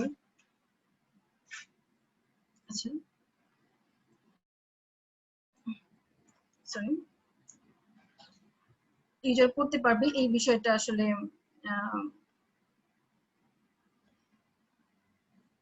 এখানে দেখানো হয় আর কি। তো ইউজার আসলে ইউজার ব্যাপকভাবে প্রয়োগ উপযোগী হতে হবে, নট নেসেসারি। অ্যালগরিদম তৈরির যে সুবিধা আমরা একটু দেখে আসি, সেটা হচ্ছে যে সহজে প্রোগ্রামের উদ্দেশ্য বোঝা যায়, সহজে প্রোগ্রামের ভুল ধরা যায়, এবং প্রোগ্রামের যে ফ্লোটা সে ফ্লোটা সম্পর্কে বোঝা যায়। জটিল প্রোগ্রাম রচনা করা অনেক সহজ হয়, যে আমার একটা প্রোগ্রাম ওই যে বললাম মাইক্রো সার্ভিসের কথা, যেটা যে মাইক্রো সার্ভিসে যেটা আমরা দেখলাম আর কি, যে ছোট ছোট কাজ করে সমাধান আর কি, সেটার কথা বলছি আর কি, সেটাকে বলে মাইক্রো সার্ভিস বলি আমরা আমাদের ভাষায়। এবং প্রোগ্রাম পরিবর্তনে সহায়তা করে আর কি খুব দ্রুত। যেমন একটা একটা সিস্টেমের মধ্যে কোন ফাংশনে প্রবলেম হচ্ছে, ছোট ছোট কাজ করে যদি আমরা মডিউল ভাগ করে করে করি তাহলে কিন্তু আমরা বুঝতে পারি যে হ্যাঁ এই জায়গায় সমস্যা হচ্ছে। তো এই কাজটাই আসলে বলা হয়েছে যে অ্যালগরিদম যদি আমরা তৈরি করে রাখি তাহলে বুঝতে অনেক সুবিধা হবে পরবর্তী ইউজারের জন্য বা পরবর্তী যে কারোর জন্য। আচ্ছা, একটা আছে ফ্লো চার্ট। তো ফ্লো চার্টটা কি? এই যে আমরা অ্যালগরিদমটা জানলাম যে কোনো একটা কাজের ধারাবাহিক যে রূপটা সেটাই ছিল অ্যালগরিদম। আর আমরা যদি বলি যে সেটাকে যদি একটু সিম্বল দিয়ে প্রকাশ করতে চাই দেন সেটা হচ্ছে ফ্লো চার্ট, এক কথায় বলছি আমরা। তো আমরা একটু দেখে আসি কি আছে, যে চিত্রভিত্তিক পদ্ধতিতে বিশেষ কতগুলো চিহ্নের সাহায্যে কোনো একটা নির্দিষ্ট সমস্যার সমাধান করা হয় তাকে ফ্লো চার্ট বলে। একই কথা, তাহলে আমাদের মনে থেকে যাবে আশা করছি। আচ্ছা, ফ্লো চার্টের সাহায্যে প্রোগ্রাম বোঝা সহজ হয় এবং এটা প্রোগ্রামার এবং ব্যবহারকারীর মধ্যে মানে যে সংযোগ রক্ষা করে আর কি। কিভাবে রক্ষা করে বললাম, যে কিভাবে একটা ডিজাইন করা হয়। আমরা একটা চিত্রিত ডিজাইন দেখলে আসলে আমাদের সবারই মনে থাকে, আমি একটু আগে বলেছি। তো আমরা এটা আসলে দেখবো আর একটু ডিটেলস একটা রিয়েল দেখানোর চেষ্টা করবো আর কি, কিভাবে আমরা তৈরি করি। ধরেন ফ্লো চার্টের সুবিধা আমরা একটু জাস্ট বেসিকটা এখানে জেনে নিচ্ছি। ফ্লো চার্টের সুবিধায় আমরা গিয়ে দেখি যে সহজে প্রোগ্রামের উদ্দেশ্য সম্পর্কে বোঝা যায়। আসলে অ্যালগরিদমটা আমরা মনে রাখতে পারি, আমরা মনে রাখি, কিন্তু সবচেয়ে বেশি মনে থাকে আসলে যদি ফ্লো চার্ট করা হয়, মানে চিত্রিত, মানে একটা আর্কিটেকচার দাঁড় করানো যায় যে হ্যাঁ এই ফ্লোতে কাজ করছে, যে এখান থেকে শুরু হলো দেন এখানে গিয়ে শেষ হলো। তো এটা আর কি মানে সহজে বোঝা যায়। তো প্রোগ্রামের ভুল নির্ণয়ে সহায়তা করে, এটাও করে, অ্যালগরিদমও করে, ফ্লো চার্টও করা যায়। ঠিক আছে, অ্যালগরিদমে কি পড়তে হয় বেশি, আর ফ্লো চার্টে যেটা হচ্ছে দেখলেই বোঝা যায়। তো প্রোগ্রাম তৈরিতে সহায়তা করে, প্রোগ্রাম পরিবর্তন এবং পরিবর্তনের সহায়তা করে, এবং সহজ এবং সংক্ষেপে জটিল প্রোগ্রাম লেখা হয়। আরেকটা যেটা আছে ফ্লোচার্ট তৈরির নিয়মে আমরা গিয়ে দেখি যে ফ্লোচার্ট তৈরির জন্য কিছু নিয়ম আছে। ঠিক আছে, অ্যালগরিদমের যেরকম নিয়ম আছে ওরকম ফ্লোচার্টের কিছু নিয়ম আছে। অ্যালগরিদমে নিশ্চয়ই আমরা একটা কথা বলেছিলাম যে একটা সীমিত লিমিটেড হইতে হবে। দেখা গেল ওই যে বলেছিলাম যে মানে অনেকগুলো আমরা লিখছি অ্যালগরিদম লিখছি যে হ্যাঁ এই অমুক ধাপে হয়েছে, এরপরের ধাপে এই ধাপে, তা না। প্রপার ওয়েতে সহজভাবে যাতে ইউজার বুঝতে পারে হলেই হবে। আমরা লিখতে পারি, আমরা দেখাবো কিভাবে অ্যালগরিদম লিখতে হয়। আচ্ছা, দেন ফ্লোচার্ট তীর চিহ্ন দিয়ে, যেমন এটা একটা উদাহরণ দেওয়া হয়েছে এখানে, তো আমরা একটু দেখি। এই হচ্ছে ফ্লোচার্ট। ফ্লোচার্টের যে ব্যবহৃত যে বিভিন্ন সিম্বল গুলো এখানে দেওয়া আছে, দেখেন এখানে মাত্র কয়েকটা দেওয়া আছে, 6টা দেওয়া আছে। তো এরকম আরো অনেক ফ্লোচার্ট আছে। ঠিক আছে, তো এই চিহ্ন দেখেন এক একটা চিহ্নের সাথে কিন্তু মিল নেই। এখন কথা হলো আন্তর্জাতিকভাবে স্বীকৃত এই সিম্বল গুলো, এখানে আপনি চাইলে আমি এক একটা জায়গায় এক একটা ব্যবহার করতে পারবো না। কেন পারবো না? দেখেন এই যে ডিম্বাকৃতির মধ্যে এই যে সিম্বলটা দেওয়া আছে, এটা মানে কি বোঝায়? এটা মানে সব জায়গায় একই বুঝবে, পুরো বিশ্বের যে কোনো প্রোগ্রামার একটা কথাই বুঝে নিবে যে এই ফ্লোচার্টের এই সিম্বলটা মানে হলো চিত্রটা দিয়ে কোনো প্রোগ্রামের শুরু কিংবা শেষ বোঝায়। দেন এটা কি ধরনের সিম্বল? আইসিটি স্যাররা ইনপুট এবং আপনাদের তো এখন এগুলো তো অনেক ইনপুট এবং আউটপুট। সামান্তরিক। সামান্তরিক। আমি বলেছি কি ধরনের চিহ্ন এটা? ইনপুট এবং আউটপুট। এটা ইনপুট এবং আউটপুট দেওয়ার চিহ্ন। সামান্তরিক। এই যে এটার কথা বলছি ম্যাম, এটা হলো প্রসেস বা প্রক্রিয়ার চিহ্ন। প্রক্রিয়াকরণ চিহ্ন। জি, প্রসেসিং চিহ্ন। হ্যাঁ, এটা হচ্ছে প্রসেসিং চিহ্ন, আর এটা হচ্ছে তার আগেরটা হচ্ছে ইনপুট আর আউটপুট। তাহলে সামান্তরিক এবং আয়তক্ষেত্র দুটো কিন্তু সিম্বলটা আলাদা। আপনি ছোট বড় করে লিখেন আপনার ভিতরে লেখার সাইজ অনুযায়ী, তাতে কোনো সমস্যা নেই, কিন্তু এই সিম্বল গুলো মনে রাখতে হবে, দুটোকে উল্টাপাল্টা করা যাবে না। তো আপনি এখন আর এটা হচ্ছে তীর চিহ্ন, এটা দিয়ে কি করা হয়? প্রবাহের দিক বোঝানো হয়। দেখেন আমরা কি দেখলাম যে একটা প্রোগ্রামে কি থাকবে? ইনপুট থাকবে, দেন প্রসেস করা হবে, দেন কোন দিকে যাবে প্রসেসটা, কোন দিকে যাবে? ইনপুট থেকে আউটপুটের দিকেই তো যাবে, তাই না? তো সেটার আসলে সেই ফ্লোটাকে দেখানো হয়, ঠিক আছে? এবং এরপরে রম্বস দিয়ে কি বোঝানো হয়? যে ডিসিশন, সিদ্ধান্ত। হ্যাঁ, কোন বিষয়ে সিদ্ধান্ত নেওয়া বোঝায় যে আমি এই কাজটা করব। অনেক সময় লজিক্যালি আসতে পারি। ধরেন আপনি ঢাকা থেকে নারায়ণগঞ্জে যাবেন, এখন ঢাকা থেকে নারায়ণগঞ্জে যেতে আপনি কোন ওয়েটাতে ধরবেন? হয়তো বাসে যাব আর নইলে লঞ্চে যাব, বিকল্প। আচ্ছা, আপনি আপনার এলাকা থেকে বলছেন। আপনার এলাকা কোথায় স্যার? চাঁদপুর। চাঁদপুর থেকে আপনি ওই জায়গায় ওইভাবে আসবেন। তো যারা ঢাকায় আছেন তারা কোন দিক দিয়ে যাবে? তারা নিশ্চয়ই লঞ্চে যাবে না। জি না, বাসে যাবে। তারা বাসে যাবে, কিন্তু বাসে যাবে। আপনার ডিসটেন্স আলাদা, ঢাকায় যারা থাকবে তাদের ডিসটেন্স আলাদা, ঠিক আছে? আমি বলেছি স্যার যে ঢাকা থেকে নারায়ণগঞ্জ, এখানে দেখেন আমি যদি বলি যে ঢাকা থেকে নারায়ণগঞ্জে যাওয়ার জন্য আপনি একটা প্রোগ্রাম তৈরি করুন, এখন আপনি যদি দেখেন লঞ্চের কথা নিয়ে আসেন, তাহলে কি সেটা ভ্যালিড হয়? জি না, না। তাহলে আপনাকে বলতে হবে আপনি সেখানে স্কুটারেও যেতে পারেন বা যে কোনো ইয়েতে যেতে পারেন। তো আমাদের কথা হলো যে আমাদের একটা ভ্যালিড আমাদের কথাগুলো লিখতে হবে, মানে এখানে নিয়ম মানতে হবে। অ্যালগরিদম ফ্লোচার্টে তৈরি করা হয় বেসিক্যালি প্রোগ্রামটার একটা পার্ট, কিন্তু এটা প্রোগ্রামিং এর একটা পার্ট হচ্ছে এই অ্যালগরিদম এবং ফ্লোচার্ট, একটা গুরুত্বপূর্ণ পার্ট দুটো। তো এখন দেখা যায় যে আমরা তো সিস্টেম তৈরি করি, সিস্টেম তৈরি করার পর সেই সিস্টেমটা তো দীর্ঘদিন যাবত ইউজাররা ব্যবহার করতে থাকে। তো দেখা যায় যে একটা সময় তো তার কিছুটা পরিবর্তন বা পরিবর্তনের দরকার হয়। তো তখন কি করা হয়? তখন আসলে এই সিস্টেম, এই ফ্লোচার্ট বা অ্যালগরিদম দেখেই সেখানে সংশোধন করা হয়। যেমন ধরেন আপনি বাড়ি বানিয়েছেন 10 বছর আগে, এখন 10 বছর আগে যে বাড়িটা বানিয়েছেন, আপনার 10 বছর পরের যে নেক্সট জেনারেশন আছে সে নিশ্চয়ই সেই বাড়িটাকে একটু চেঞ্জ করবে, একটু আপডেট করবে। তো সে আসলে কি দেখে আপডেট করবে? সে আপনার বাড়ির ওই মানে আর্কিটেকচার দেখে আপডেট করবে, সেটাই বলছি আর কি। তো সো এই অ্যালগরিদম ফ্লোচার্ট খুব গুরুত্বপূর্ণ ভূমিকা রাখে আর কি আমাদের প্রোগ্রাম ডিজাইনের ক্ষেত্রে। আচ্ছা, তো এটা আমরা আসলে এগুলো এই সিম্বল গুলো মুখস্থ রাখতে হবে বলতে কি অনেকে বলেন যে এগুলো কি আমরা মুখস্থ রাখবো? তো মুখস্থ আসলে ওইরকম ভাবে করার দরকার নেই। প্রোগ্রামিং এ আসলে কোনো কিছু মুখস্থ রাখার কথা আমি কখনোই বলি না, বলি বুঝার বিষয় আছে। আপনি দেখেন এই দুটো সিম্বল, প্রথম আর লাস্ট সিম্বলের মধ্যে একটা ডিফারেন্স আছে। লাস্ট সিম্বলটা হচ্ছে একদম পুরোপুরি গোল, বাট এটা হচ্ছে একটু ডিমের মতো সাইজ, ওভাল বলা হয় বা ডিম্বাকৃতি সাইজ। তো এটা কিন্তু এই আলাদা। এটা মানে হলো প্রোগ্রাম এন্ট্রি করছে, প্রোগ্রামের আমার শুরুটা করবো কই থেকে। আমি ওই যে একটা কথা বলেছিলাম যে সবকিছুরই কিন্তু শুরু আছে, শেষ আছে। আমরা যদি সিস্টেমে লগ ইন করি তাহলে লগ আউট অপশন আছে, এই জন্য, ঠিক আছে? এমন কোনো সিস্টেম নেই যে সিস্টেমে লগ আউট নাই, চলছে। ফেসবুক ইউজ করেন, ফেসবুকেও কিন্তু লগ আউট আছে। তাহলে সবকিছুতে লগ ইন এবং লগ আউট সিস্টেমটা দেওয়া হবে। আচ্ছা, তো আমরা এখানে দেখি যে এখানে একটা অ্যালগোরিদম দেওয়া আছে এবং একটা ফ্লো চার্ট দেওয়া আছে, যেখানে অ্যালগোরিদমের শুরুতে দেখেন এখানে 5টা ধাপ দেওয়া আছে, এখানে 5টা যে সিম্বল ব্যবহার করা হয়েছে।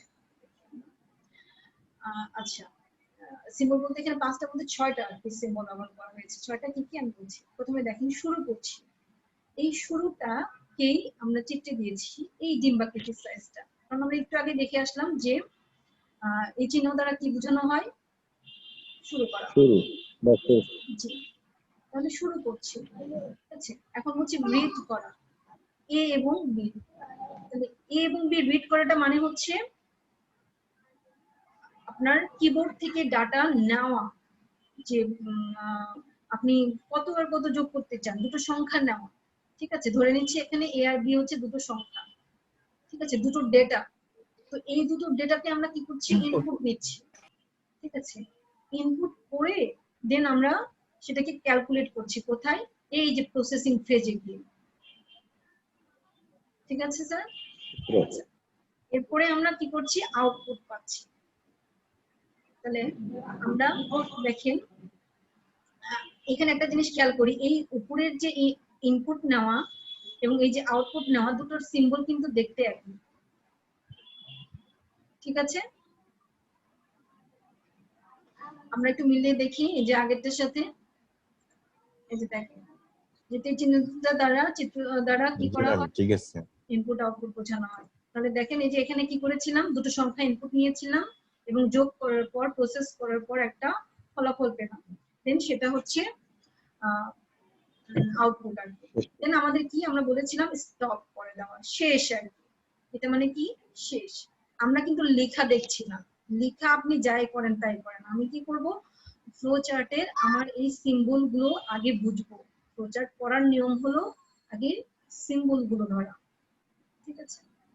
আচ্ছা, কেউ কিছু বলতে চান? ম্যাম সেকেন্ড স্টেপে রিডের পরিবর্তে ইনপুট লেখা যাবে না? হ্যাঁ অবশ্যই স্যার, লেখা যাবে স্যার। জি, আপনি কি করেন স্যার, আপনার সম্পর্কে একটু জানি, যেহেতু আপনি একটু লিখছেন। রিড করা মানে পড়া, মানে ওইটা তো বললামই স্যার, যে ইনপুট নেওয়া। ইনপুট লিখতে পারেন, আমি তো বললাম ভিতরে আপনি যেভাবে পারেন আপনি লিখবেন, অসুবিধা নাই। আপনি যদি এখানে লিখেন এই যে প্রসেস ফেজে অ্যাড এ এবং এ এন্ড বি হবে, কোনো অসুবিধা নাই। আপনি যদি এই যে পুরো কথাটা, এই যে 3 নম্বরের কথাটাও লিখে দেন পুরোটা এখানে, কোনো অসুবিধা নাই। Clear sir? জি ম্যাম। আবার দেখেন শুরুর আর শেষের যে সিম্বলটা সেটাও কিন্তু সেম, এই যে ওভাল সাইনটা। জি, ক্লিয়ার? তাহলে ম্যাম আমরা এখানে মেইন অ্যালগরিদম এবং ফ্লো চার্টটা বুঝতে পারব। মেইন বিষয়টা কি এখানে ফ্লো চার্ট? মেইন বিষয়টা দুইটাই, ফ্লো চার্ট এবং অ্যালগরিদম। আপনি যেটা মনে রাখতে পারেন। Okay ma'am. ঠিক আছে স্যার। ম্যাম এখানে স্টপের এখানে তো আমরা ইন্ডো দিতে পারি। জি স্যার, বুঝি নাই। স্টপ এখানে যেখানে দেওয়া আছে একদম লাস্ট স্টেপে, সেখানে তো স্টপের বদলে আমরা ইন্ড লিখতে পারি। হ্যাঁ হ্যাঁ অবশ্যই, ইটস ইওর চয়েস। কিন্তু ওই যে বললাম, শুরু থাকতে হবে, শেষ করতে হবে। আপনি একটা প্রোগ্রাম লিখলেন, সে প্রোগ্রামের হচ্ছে ক্লোজ করলেন না, তাহলে তো প্রোগ্রাম সম্পূর্ণ হলো না, সব প্রোগ্রাম তো সম্পূর্ণ হলো না। তাহলে আমাদেরকে এই জিনিসটা মাথায় রাখতে হবে। তাহলে আমরা নেক্সট দিনে যখন শিখবো একটা সফটওয়্যারের প্রথম যে পার্টটা, যেটা আমরা একেবারে শুরু করে, এটা আসলে অন্য কোথাও থেকে শুরু করার কোনো সুযোগ নাই। কারণ হলো আপনাদেরকে আমরা তো আসলে বুঝতে চাই, যে শুরু থেকে আসলে বুঝলে ভালো হয় আর কি। দেখা গেলো যে আগে অন্য কোনো প্রোগ্রাম করবো তা না, আমরা এই প্রোগ্রামটাই যখন আমরা সিতে করবো, সি প্রোগ্রামিং ভাষায় লিখবো, একটা সফটওয়্যার কিভাবে আমরা তৈরি করা হয় বা একটা সেটা জানবো। প্রথম ধাপ আজকে আমরা যেটাতে শুরু থেকে উদাহরণ দিচ্ছিলাম, যে ক্যালকুলেটরের প্রথম ধাপ হচ্ছে যোগ করা, এটা সেই যোগ করাটা। তো এই যোগ করার এই কাজটুকু যখন আপনি ইমপ্লিমেন্ট করবেন, কোথায়? খাতায়। খাতায় বলতে কোথায়? এগুলো আপনি অ্যালগরিদম ফ্লো চার্ট আপনি খাতায় লিখে রাখেন, কোনো সমস্যা নাই, কিন্তু কম্পিউটার কি এই খাতার লেখা কম্পিউটারে পড়তে পারবে? করতে পারবে না। তাহলে এই কাজটাকে কম্পিউটারের ভাষায়, কম্পিউটারের মধ্যে রাখা খাতায় লিখতে হবে। ঠিক আছে স্যার?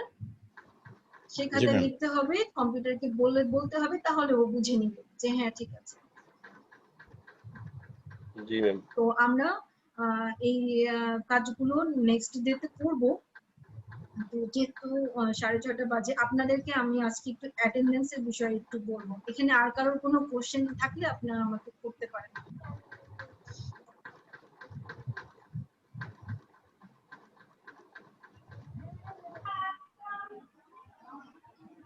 স্যার আর কোনো কোশ্চেন আছে আপনাদের?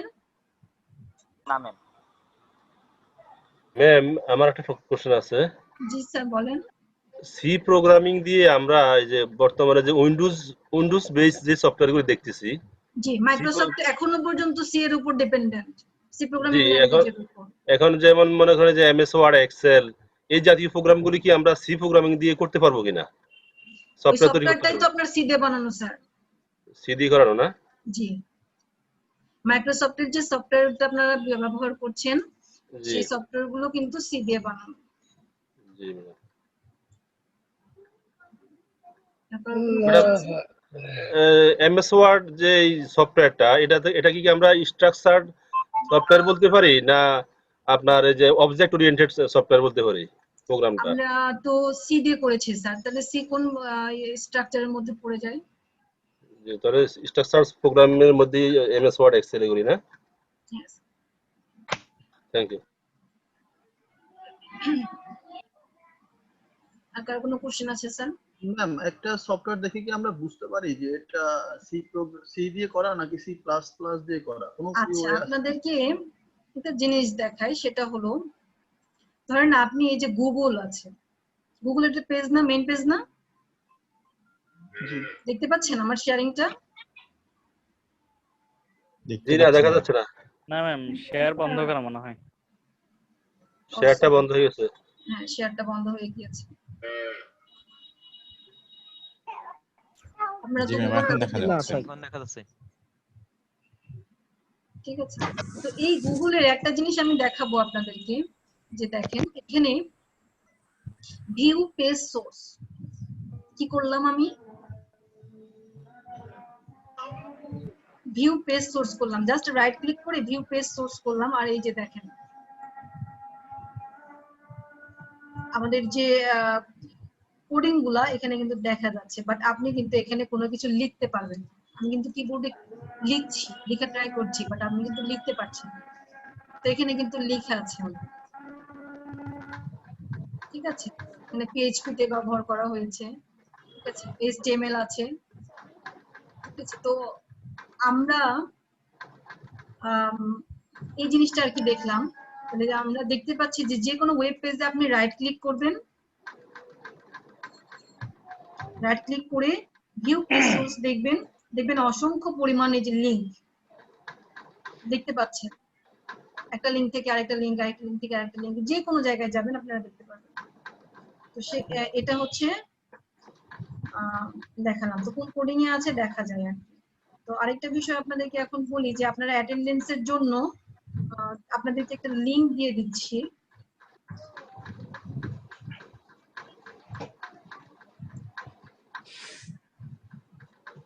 ঠিক আছে? আপনাদেরকে লিংকটা আমি এখানে প্রোভাইড করছি।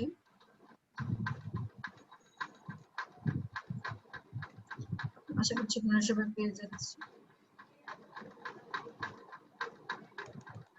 শেয়ার কি আপনারা দেখতে পাচ্ছেন? জি ম্যাম, দেখা যাচ্ছে। দেখতে পাচ্ছি।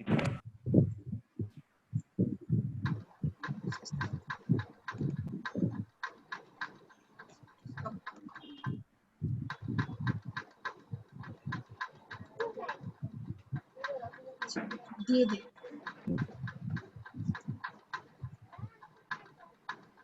স্ক্রিন শেয়ারটা বন্ধ হয়ে গেছে।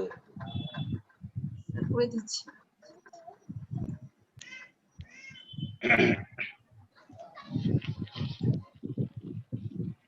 আচ্ছা স্যার, এখানে আপনারা দেখতে পাচ্ছেন সবাই যে একটা লিংক দিয়েছে, দেখেন চ্যাট বক্সে একটা লিংক দিয়েছে। একটু কথা বলি স্যার।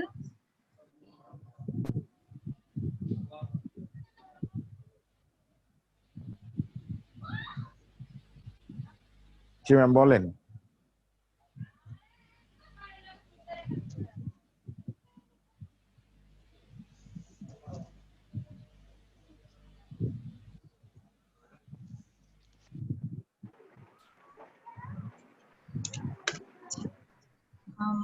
আপনাদের প্রশিক্ষণ সংক্রান্ত বা প্রশিক্ষণ সংক্রান্ত যে কোনো ধরনের কোনো আলোচনা প্রশিক্ষণ বিভাগের যে নাম্বারটা দেওয়া আছে সেখানে অবশ্যই যোগাযোগ করতে পারেন। তার আগে আপনারা লিঙ্কটিতে আসতে পেরেছেন সবাই? আচ্ছা, আপনাদেরকে এই লিঙ্কটা একটু সেভ করে রাখতে হবে, ঠিক আছে? লিঙ্কটা একটু সেভ করে রাখতে হবে এই জন্য যে অ্যাটেন্ডেন্স দেওয়ার জন্য অ্যাটেন্ডেন্সটা এই লিঙ্কটা ততক্ষণ পর্যন্ত অ্যাক্টিভ থাকবে যতক্ষণ 7টা পর্যন্ত কিন্তু এটা অ্যাক্টিভ থাকবে। ম্যাম এটা তো গ্রাফিক্স ডিজাইন, এটা তো গ্রাফিক্স ডিজাইন হওয়ার কথা না। এখানে স্ক্রিনে গ্রাফিক্স ডিজাইন দেখাচ্ছে ম্যাম। আপনি এখানে রোল দিয়ে দেখেন তো এন্ট্রি অ্যাটেন্ডেন্স নিতে পারেন কিনা। আমি দিয়েছি, আগে দিয়ে দিয়েছি। অ্যাটেন্ডেন্স নিয়েছে? জি আমি আগে দিয়েছি, আমি যখন দিয়েছিলাম তখন তো এখানে সি প্রোগ্রামিং দেখাইছিল, এখন গ্রাফিক্স সি প্রোগ্রামই মনে হয় এখন একটু ঝামেলা করছে হয়তো। আমরা যখন দিয়েছিলাম তখনও সি প্রোগ্রামিং আচ্ছা, ছিল। আমার লিংকটাই করতে ভুল হয়ে গেছে। ওকে স্যার, এই যেটা ম্যাডাম সি প্রোগ্রামিং এ আছে, সমস্যা নাই। আচ্ছা, প্রথমে এখানে সবাই আপনাদের নিজেদের ফোন নাম্বারটা দিয়ে দিবেন, যে ফোন নাম্বারে আপনারা এন্ট্রি করেছেন সেই ফোন নাম্বারটা আপনারা দিয়ে দিবেন, দয়া করে 6টার মধ্যে দিয়ে দিবেন সবাই, ঠিক আছে স্যার? সবাই 6টার মধ্যে এখানে ফোন নাম্বার দিয়ে অ্যাটেন্ডেন্সে সাবমিট করবেন। Okay ma'am. ম্যাম গুগল ক্লাসরুমের একটা কি লিংক দিয়েছিলেন ম্যাডাম, এটা সম্পর্কে যদি একটু বলতেন। জি স্যার, গুগল ক্লাসরুমের একটা লিংক দিয়েছিলেন, হ্যাঁ এটা গুগল সম্পর্কে একটু বলতেন। ক্লাসরুমের, হ্যাঁ বলবো স্যার, ভালো কথা বলেছেন। এটা হলো আমি গুগল ক্লাসরুমে আপনাদের সি প্রোগ্রামিং এর একটা করেছি আর কি।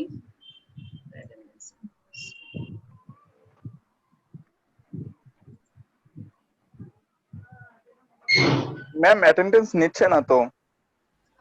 আপনাদের নিজেদের ভ্যালিড মোবাইল নাম্বারটা দিয়ে দেন স্যার। হ্যাঁ ওটা দিয়ে দিচ্ছি ম্যাম, কিন্তু এখানে তো নিচ্ছে না। আচ্ছা, you can no longer attendant today, please try again next day, এটা লেখা আসতেছে ম্যাম। আপনার মনে হয় ভাই একবার দেওয়া হয়ে গেছে এজন্য এরকম দেখাচ্ছে, একটু খেয়াল করে আপনারা কি দেখেন। দিয়েছেন? আচ্ছা আমি দেইনি বলি, কখনো। আচ্ছা স্যার একটু অপেক্ষা করুন, আমি বলে দিচ্ছি। ম্যাডাম আপনি একটু চেক করতে পারবেন অ্যাটেন্ডেন্স হয়েছে কিনা? আমারও সেম মেসেজ দেখাচ্ছে। হ্যাঁ আপনি বলেন। ভিউ দিয়ে তো আপনি নিজেই চেক করতে পারেন উপরে। আপনি নিজেদের আমি বলি আপনাদের এই যে ফর্ম আছে এখানে যাদের আপনার রোল কত? জি ম্যাডাম এখানে রুল আবার একটু ভিন্ন আছে।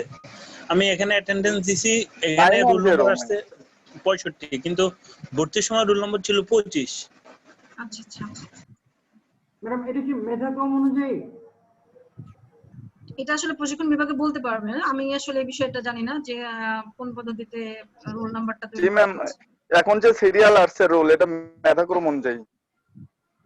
আচ্ছা, তো শুরুতেই আসলে আপনাদেরকে এই টাইমটা দেওয়া উচিত ছিল, আমার একটু লেট হয়ে গেল। আপনারা এটা একটু যত তাড়াতাড়ি সম্ভব 7টার মধ্যে এখানে নিজেদের ভ্যালিড ফোন নাম্বারটা দেওয়ার ট্রাই করে আপনারা এখানে অ্যাটেন্ডেন্সটা দিয়ে দিবেন। আর আমি যেটা দেখাতে চাচ্ছি সেটা হচ্ছে আপনাদের গুগলের ক্লাসরুমে যাবেন, আপনারা www.google.com থেকে এখান থেকে আপনারা গুগল ক্লাসরুম লিখলে গুগলের ক্লাসরুমে চলে যেতে পারবেন। দেন এই যে এই পাসওয়ার্ডটা দিয়ে দিবেন আপনারা, ঠিক আছে? বা আপনাদের মেইল দিয়েছি আমি, সবার কাছে একটা করে মেইল দিয়েছে, সেই মেইল অনুযায়ী আপনারা আর কি সরাসরি ঢুকতে পারবেন। বাট এই পাসওয়ার্ডটা লিখে নেন, এই পাসওয়ার্ডটা আপনারা গুগল ক্লাসরুমে ঢোকার সময় এটা পাবেন, ঠিক আছে স্যার? খালি পাসওয়ার্ড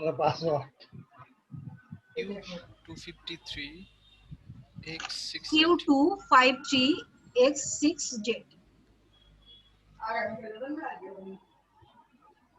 আচ্ছা, তো এটা দিয়ে আপনারা কোড ইউজ করে করতে পারেন, বা আপনাদের আসলে আমার কাছে মেইল অ্যাড্রেস ছিল, আপনারা যে মেইল অ্যাড্রেসটা দিয়েছেন এখানে দেখেন আপনাদের নাম আছে কি। হ্যাঁ ম্যাডাম, তো এখানে যাদের ম্যাডাম নাম নিয়ে ম্যাডাম আমাদের মেইলে আসছে, তো আমরা জয়েন করছি। জয়ন্ত.info.gmail.com ইনি বোধহয় পাননি এখনো, উনি অ্যাকসেপ্ট করেননি আর কি, আপনাদের সবার কাছে আমারটা আর পাই নাই। কোনটা আপনার? ওই যে এম এ হান্নান সোনা। আপনার মেইল অ্যাড্রেস ঠিক আছে sir? G M A Hannan madam সোনা জি। এখানে একটা কথা বলা দরকার, ম্যাডাম একটা কথা বলা দরকার, অনেকের ইনবক্সে যায় না কিন্তু স্প্যামে যায়, এই জিনিসটা অনেকে হয়তো খেয়াল করে নাই। হ্যাঁ স্প্যামে চেক করলে নাকি পাবে। সব চেক করছি ম্যাডাম, সব চেক করছি। ম্যাডাম আমি পাইনি, আমি অনেক চেক করেছি পাইনি। আমি স্প্যামেই পেয়েছি। মোহাম্মদ আলী আর অ্যাটেন্ডেন্সটা হচ্ছে মেথড 89 রোল নাম্বার। ম্যাম একটা কথা বলতে যাচ্ছিলাম। যাদের মেইলে সমস্যা, মেইল পাচ্ছেন না, তারা একটু কাইন্ডলি প্রশিক্ষণ বিভাগে কোনো মেইল না পেলে তাদের সাথে একটু যোগাযোগ করবেন। জি স্যার বলেন। ম্যাম এই যে আমাদের অ্যাটেন্ডেন্স শিটে একটু দেখান, মেইলটাকে চেক দিই। বলেন, বুঝতে পারছি না স্যার, কিছু বলেন আপনি। জি ম্যাম বলছিলাম আমাদের ক্লাস ডিউরেশনটা কখন থেকে কখন হবে, বা নামাজের জন্য কি 15 মিনিটস বিরতি থাকবে কিনা? স্যার 5টা থেকে 7টা পর্যন্ত ক্লাস, 2 ঘন্টা ক্লাস। সেখানে হচ্ছে আপনারা যদি কন্টিনিউ ক্লাস করেন, আমরা সেখানে হয়তো বা 6:30টার মধ্যে মোটামুটি শেষ করতে পারবো। আজকে তো মোটামুটি শেষ হয়ে গিয়েছে, এই জিনিসটা তো আসলে আর বারবার আমরা দেখতে যাব না, তাই না? তো আমরা তো আমরা আসলে বিরতিতে বলতে এখন একবারেই আর কি শেষ করে দিচ্ছি আর কি, আমাদের মোটামুটি শেষ। তো আর যে কয়েকটা জিনিস আসলে একটু রিয়েল ফিল্ডে দেখাতে চেয়েছিলাম, একসময় আমরা দেখিয়ে দিব স্যার, ঠিক আছে? আপনাদেরকে দেখিয়ে দিলে আপনাদেরও ভালো লাগবে যে রিয়েল মানে আসলে সফটওয়্যারে কিভাবে কাজ হচ্ছে, ঠিক আছে? এটা বাংলাদেশে আমি কাজ করছি। হ্যাঁ অ্যাটেন্ডেন্সের কি ম্যাম বলছিলাম যে অ্যাটেন্ডেন্সের যে লিংকটা, এটা আপনার কখন থেকে কখন পর্যন্ত অ্যাক্টিভ থাকবে, বা 5টা থেকে 7টা পর্যন্ত সময় দেয়া আছে কি? 5টা থেকে 7টা পর্যন্ত অ্যাক্টিভ থাকবে। স্যার বলেন। ম্যাম আমাদের সবার উদ্দেশ্যে একটা কথা, যেটা হচ্ছে আমরা গুগল ক্লাসরুমে যাওয়ার পরে দেখলাম অনেকে আপনাকে থ্যাংক ইউ জানাচ্ছে। Thank you ma'am. যার জন্য আপনার যে 3টা টপিক আছে এটা অনেকেরই খুঁজে পেতে কষ্ট হবে, বা আমরা যদি এরকম সবাই আপনাকে থ্যাংক ইউ দেই তাতে করে একটু সমস্যা। আমার মনে হয় আমাদের এই থ্যাংক ইউটা দেওয়ার আপনার কোনো প্রয়োজন নেই, কারণ এটা আপনি আমাদের জন্যই আসছেন। আমরা অনেকেই এই কাজটা করি যে থ্যাংক ইউ দিচ্ছি আপনাকে। ম্যাম আমার একটা কথা। Hello ma'am. বলেন, শুনছি। ম্যাম আমার মেলে নেকটার থেকে যখন ক্লাস শুরু হওয়ার আগে যে একটা শিডিউল দেওয়া হয়েছিল এবং জুমের আইডি পাসওয়ার্ড দেওয়া হয়েছিল, এই মেলটা এসেছে, কিন্তু আপনি গতকাল যে মেলটা আমাদের রিসোর্স দিয়েছেন সেই মেলটা আমি পাইনি। তাহলে আমার মেলটা ভুল হওয়ার কথা না, যেহেতু আগে মেলটা আসছে পরে মেলটা আসার কথা। আমি স্প্যাম দেখেছি, আমি মানে একটা ট্রাশ দেখেছি, তারপর স্যার ইনবক্স দেখেছি। আপনার নাম কি স্যার? আপনি নাম বলেন প্লিজ। আমার নাম মোহাম্মদ আলী। আমার অ্যাটেন্ডেন্সের রোল নাম্বার হচ্ছে 89 দেওয়া আছে। আচ্ছা আপনারা সবাই অ্যাটেন্ডেন্স দিতে পেরেছেন তো? আমি দিতে পেরেছি। ম্যাডাম আমি দিতে পারছি। আপনারা সবাই একটু ট্রাই করেন, আরেকবার একটু ট্রাই করেন নিজেদের যে ভ্যালিড মোবাইল নাম্বারে, দেখেন কোথাও ভুল দিয়েছেন কিনা। মোবাইল নাম্বার যদি ভুল দিয়ে থাকেন সেক্ষেত্রে হবে না। ম্যাডাম 89 হ্যাঁ প্রেজেন্ট হয়েছে তো, অ্যাটেন্ডেন্স হয়েছে। হ্যাঁ আপনার এটাতে তো যাওয়ার কথা, আমি এখান থেকে নিয়েছি স্যার, আপনাকে এখান থেকে আমি এই মেইলটা দিয়েছি। ঠিক আছে। আচ্ছা ম্যাডাম একটা জিনিস ম্যাডাম কাইন্ডলি আমার মেইলটা একটু চেক করতেন যদি, আমিও কোনো মেইল পাইনি ম্যাডাম। ম্যাডাম আমারও মেইলে সমস্যা আছে, আমিও পাইনি। ম্যাডাম একবার যদি অ্যাটেন্ডেন্স দেওয়া হয় পরে আবার যদি অ্যাটেন্ডেন্সে যায় তাহলে কি আগের টাইমটাই বাদ হয়ে যাবে নাকি? নিবে না, আর নিবেই না, দ্বিতীয়বার আর নিবে না। ও আচ্ছা ধন্যবাদ। দুইবার নিবেই না। আমরা আগে একবার দিছি তো, এখন স্যারদের জন্য আবার দেখতে গেছি তো স্যার ম্যাডাম সবকিছু ঠিকঠাক মতোই আসছে, অসুবিধা হইতেছে না তো? ওই যে ম্যাডাম যে লিংকটা আছে atd.nectar.org, এটাতে গেলেই 3টা কোর্সের একটা কোর্স সিলেক্ট করে তারপর ওখানে দিলেই হয়। আচ্ছা সবার উদ্দেশ্যে আমি একটা কথা বলতে চাই। আমি একটা মেসেঞ্জার গ্রুপ খুলতে চাই, আপনারা যদি আগ্রহী হন তাহলে আমি ফেসবুক লিংক দিয়েছি চ্যাট বক্সে, সেখানে একটু ওই ফেসবুক লিংকে ঢুকে যদি একটু নক করতেন তাহলে সবাইকে অ্যাড করে নিতাম। আমাদের একটু ঝামেলার, এটা সবসময় মেসেজ আসতে থাকলে নোটিফিকেশন আসতে থাকে। আচ্ছা মেসেঞ্জার গ্রুপ না খুলে যে সরাসরি গ্রুপ খুলেন তাহলে ভালো হয়। সরাসরি গ্রুপে অনেকেই মানে মেসেজ করে না, এটা একটা প্রবলেম। ম্যাডাম ক্লাসে আপনি যাওয়ার তো গ্রুপটা আমি আগ্রহী ম্যাডামের না আর অনুমতি কি। নেন স্যাররা, ম্যাডামের একটু অনুমতি গতবার নিলে মনে হয় এই ভালো হবে স্যাররা, একটু প্লিজ। আচ্ছা স্যার, আপনারা মেসেঞ্জার গ্রুপ খুলেন, আপনাদের কোনো অসুবিধা নাই। আপনাদের সবার ইনফরমেশন আশা করছি সবার কাছে সবার আছে। আমরা আসলে যতটুকু সময় আছি আর কি, আমরা আসলে একটু কিছু গুরুত্বপূর্ণ আরেকটু কথা বলে নিই। আমরা ম্যাম এই কথাগুলো যখন বলবো তখন আসলে শুরুতে যে আমরা একটু ওয়েট করি, তখন আপনারা এই বিষয়গুলো নিয়ে একটু কাইন্ডলি আলোচনা করে নেবেন। তো যেহেতু এই লাস্ট মানে একদম 11th আওয়ারে আর কি আমরা আসলে ওই বিষয়গুলো নিয়ে ডিসকাস করলে দেখা যাচ্ছে যে সময়ে আসলে পারা যায় না, নামাজের সময় একদিকে অনেকে তাড়াহুড়ো করে তাই করেন। এই সময়টা আমরা আসলে লেনদেন না করি, আমরা আসলে চেষ্টা করব নিজেদের যে আলোচনাগুলো আছে প্রথমে আমরা যতটুকু সময় 2-4 মিনিট সময় একটু ওয়েট করি সবার জন্য।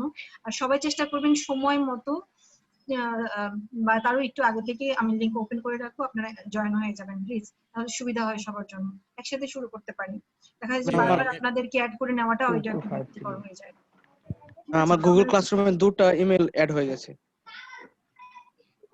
আচ্ছা ঠিক আছে স্যার, আমি আরেকবার রিচেক করে আমি পাঠিয়ে দিব। আর আপনারা যারা মেইল দিয়ে ক্লাস না ম্যাম, কন্টেন্ট আমার পাচ্ছেন 2টা না, অ্যাড হয়ে গেছে, মানে যেটাতে রিকোয়েস্ট পাঠাচ্ছেন ওটা অ্যাড হয়েছে আর নতুন আরেকটা অ্যাড হয়ে গেছে, মানে আমি 2বার আছি আর কি ওটার মধ্যে। আপনি কি ইয়েতে দেখেছেন, লিস্টে দেখেছেন? জি জি ম্যাম। ক্লাস করেন, সমস্যা নেই ভাই। জি ম্যাম। আচ্ছা আমি তো আমাদের মনে হয় আজ লিস্টের মধ্যে 67 স্টুডেন্ট যে, এর মধ্যে ম্যাম লাস্টে মেহেদী হাসান তন্ময় নামে 2টা বোধহয় হয়ে গেছে ম্যাম। স্যার নাম হচ্ছে 3, আপনার নরসিংদী বাড়ি? জি ম্যাম। আমার লাস্টের দিক থেকে একটা ব্ল্যাক এন্ড হোয়াইট ছবির একটা ইমেল, এটা এক্সট্রা অ্যাড হয়ে গেছে আর কি, ব্রাউজারে লগইন করা ছিল ওখান থেকে অ্যাড হয়ে গেছিলাম ভুলে। ঠিক আছে স্যার, অসুবিধা নেই। তো যারা অ্যাটেন্ডেন্স দিতে পারেননি আপনারা একটু প্রশিক্ষণ বিভাগের সাথে একটু যোগাযোগ করবেন। হ্যাঁ, এখন আজকে একটু ফোন দিয়ে যোগাযোগ করবেন যে অ্যাটেন্ডেন্স দিতে পারেনি বা আপনাদের কি প্রবলেম। ঠিক আছে, তো আপনাদের মেসেঞ্জার গ্রুপ এইসব নিয়ে আর কি স্যারের সাথে কথা বলেছি, পরিচালক স্যারের সাথে, উনি দেখবেন বলেছেন। এখন আপনারা যদি নিজেদের মধ্যে ইন্টারনালি খুলতে চান আপনারা ওপেন করতে পারেন, কোনো অসুবিধা নাই। ঠিক আছে, তো ধন্যবাদ আপনাদের সবাইকে আজকে সাথে থাকার জন্য। তো আপনারা আসলে আমরা নামাজের এই সময়টুকু কন্টিনিউ করতে যেহেতু একটু কষ্টকর হয়ে যায়, তো আপনারা যত তাড়াতাড়ি সম্ভব ঠিক 5টার সময় সবাই আসার চেষ্টা করবেন, ঠিক আছে, যাতে আমরা খুব দ্রুত শুরু করতে পারি। ঠিক আছে ম্যাম, 5টার সময় শুরু করলেই বেটার হবে। তাহলে আমরা নামাজের হয়তো একটু আগে হ্যাঁ আমরা শেষ করতে পারবো। তো ধন্যবাদ সবাইকে। আজকে যে বিষয়গুলো দেখানো বা যে একটু ইমপ্লিমেন্টেশন বা একটু এগুলো দেখাতে পারলাম না, সেগুলো আমি নিশ্চয়ই একসময় দেখিয়ে দিব। ঠিক আছে, তো ভালো থাকবেন, সুস্থ থাকবেন। যেভাবে টপিকস গুলো দেওয়া হলো অবশ্যই গুগল সার্চ করে অথবা যে কোনো বইয়ের রেফারেন্স দিয়েছিলাম, যে কোনো একটা বই আপনার আশেপাশে যে কোনো বই পেলে আপনি ওই টপিকস ধরে বা মোবাইলে সার্চ দিলেও কিন্তু আপনি টপিকস গুলো পেয়ে যাবেন আপনার হাতের কাছে। টপিকস গুলো ধরে আপনারা চেষ্টা করবেন যে একটু ক্লিয়ার হয়ে নেওয়ার, নিজে থেকে একটু স্টাডি করার। ঠিক আছে ম্যাডাম, আজকের লেসনটা কি ইমেল করবেন আমাদেরকে? হ্যাঁ, আপনারা পেয়ে যাবেন স্যার। আচ্ছা ধন্যবাদ। প্লিজ এসব নিয়ে আসলে টেনশন করিয়েন না, টেনশন করতে হবে কতটুকু আপনি নিতে পারলেন, ইনপুট নিতে পারলেন, দেন আপনার মধ্যে প্রসেস হবে, দেন ফাইনাল এক্সামে দেখা যাবে আপনি কতটা আউটপুট পান। জি ম্যাম, এই একটা বিষয় খেয়াল রাখা উচিত, আমাদের প্রত্যেক দিনে দেখা যায় যে আমরা একই বিষয় নিয়ে কথা বলি, এটা খুব বোরিং। ঠিক আছে, ধন্যবাদ সবাইকে স্যার, ভালো থাকবেন, সুস্থ থাকবেন, যে যেখানেই থাকবেন। ধন্যবাদ সবাইকে, আল্লাহ হাফেজ, আসসালামু আলাইকুম। আসসালামু আলাইকুম।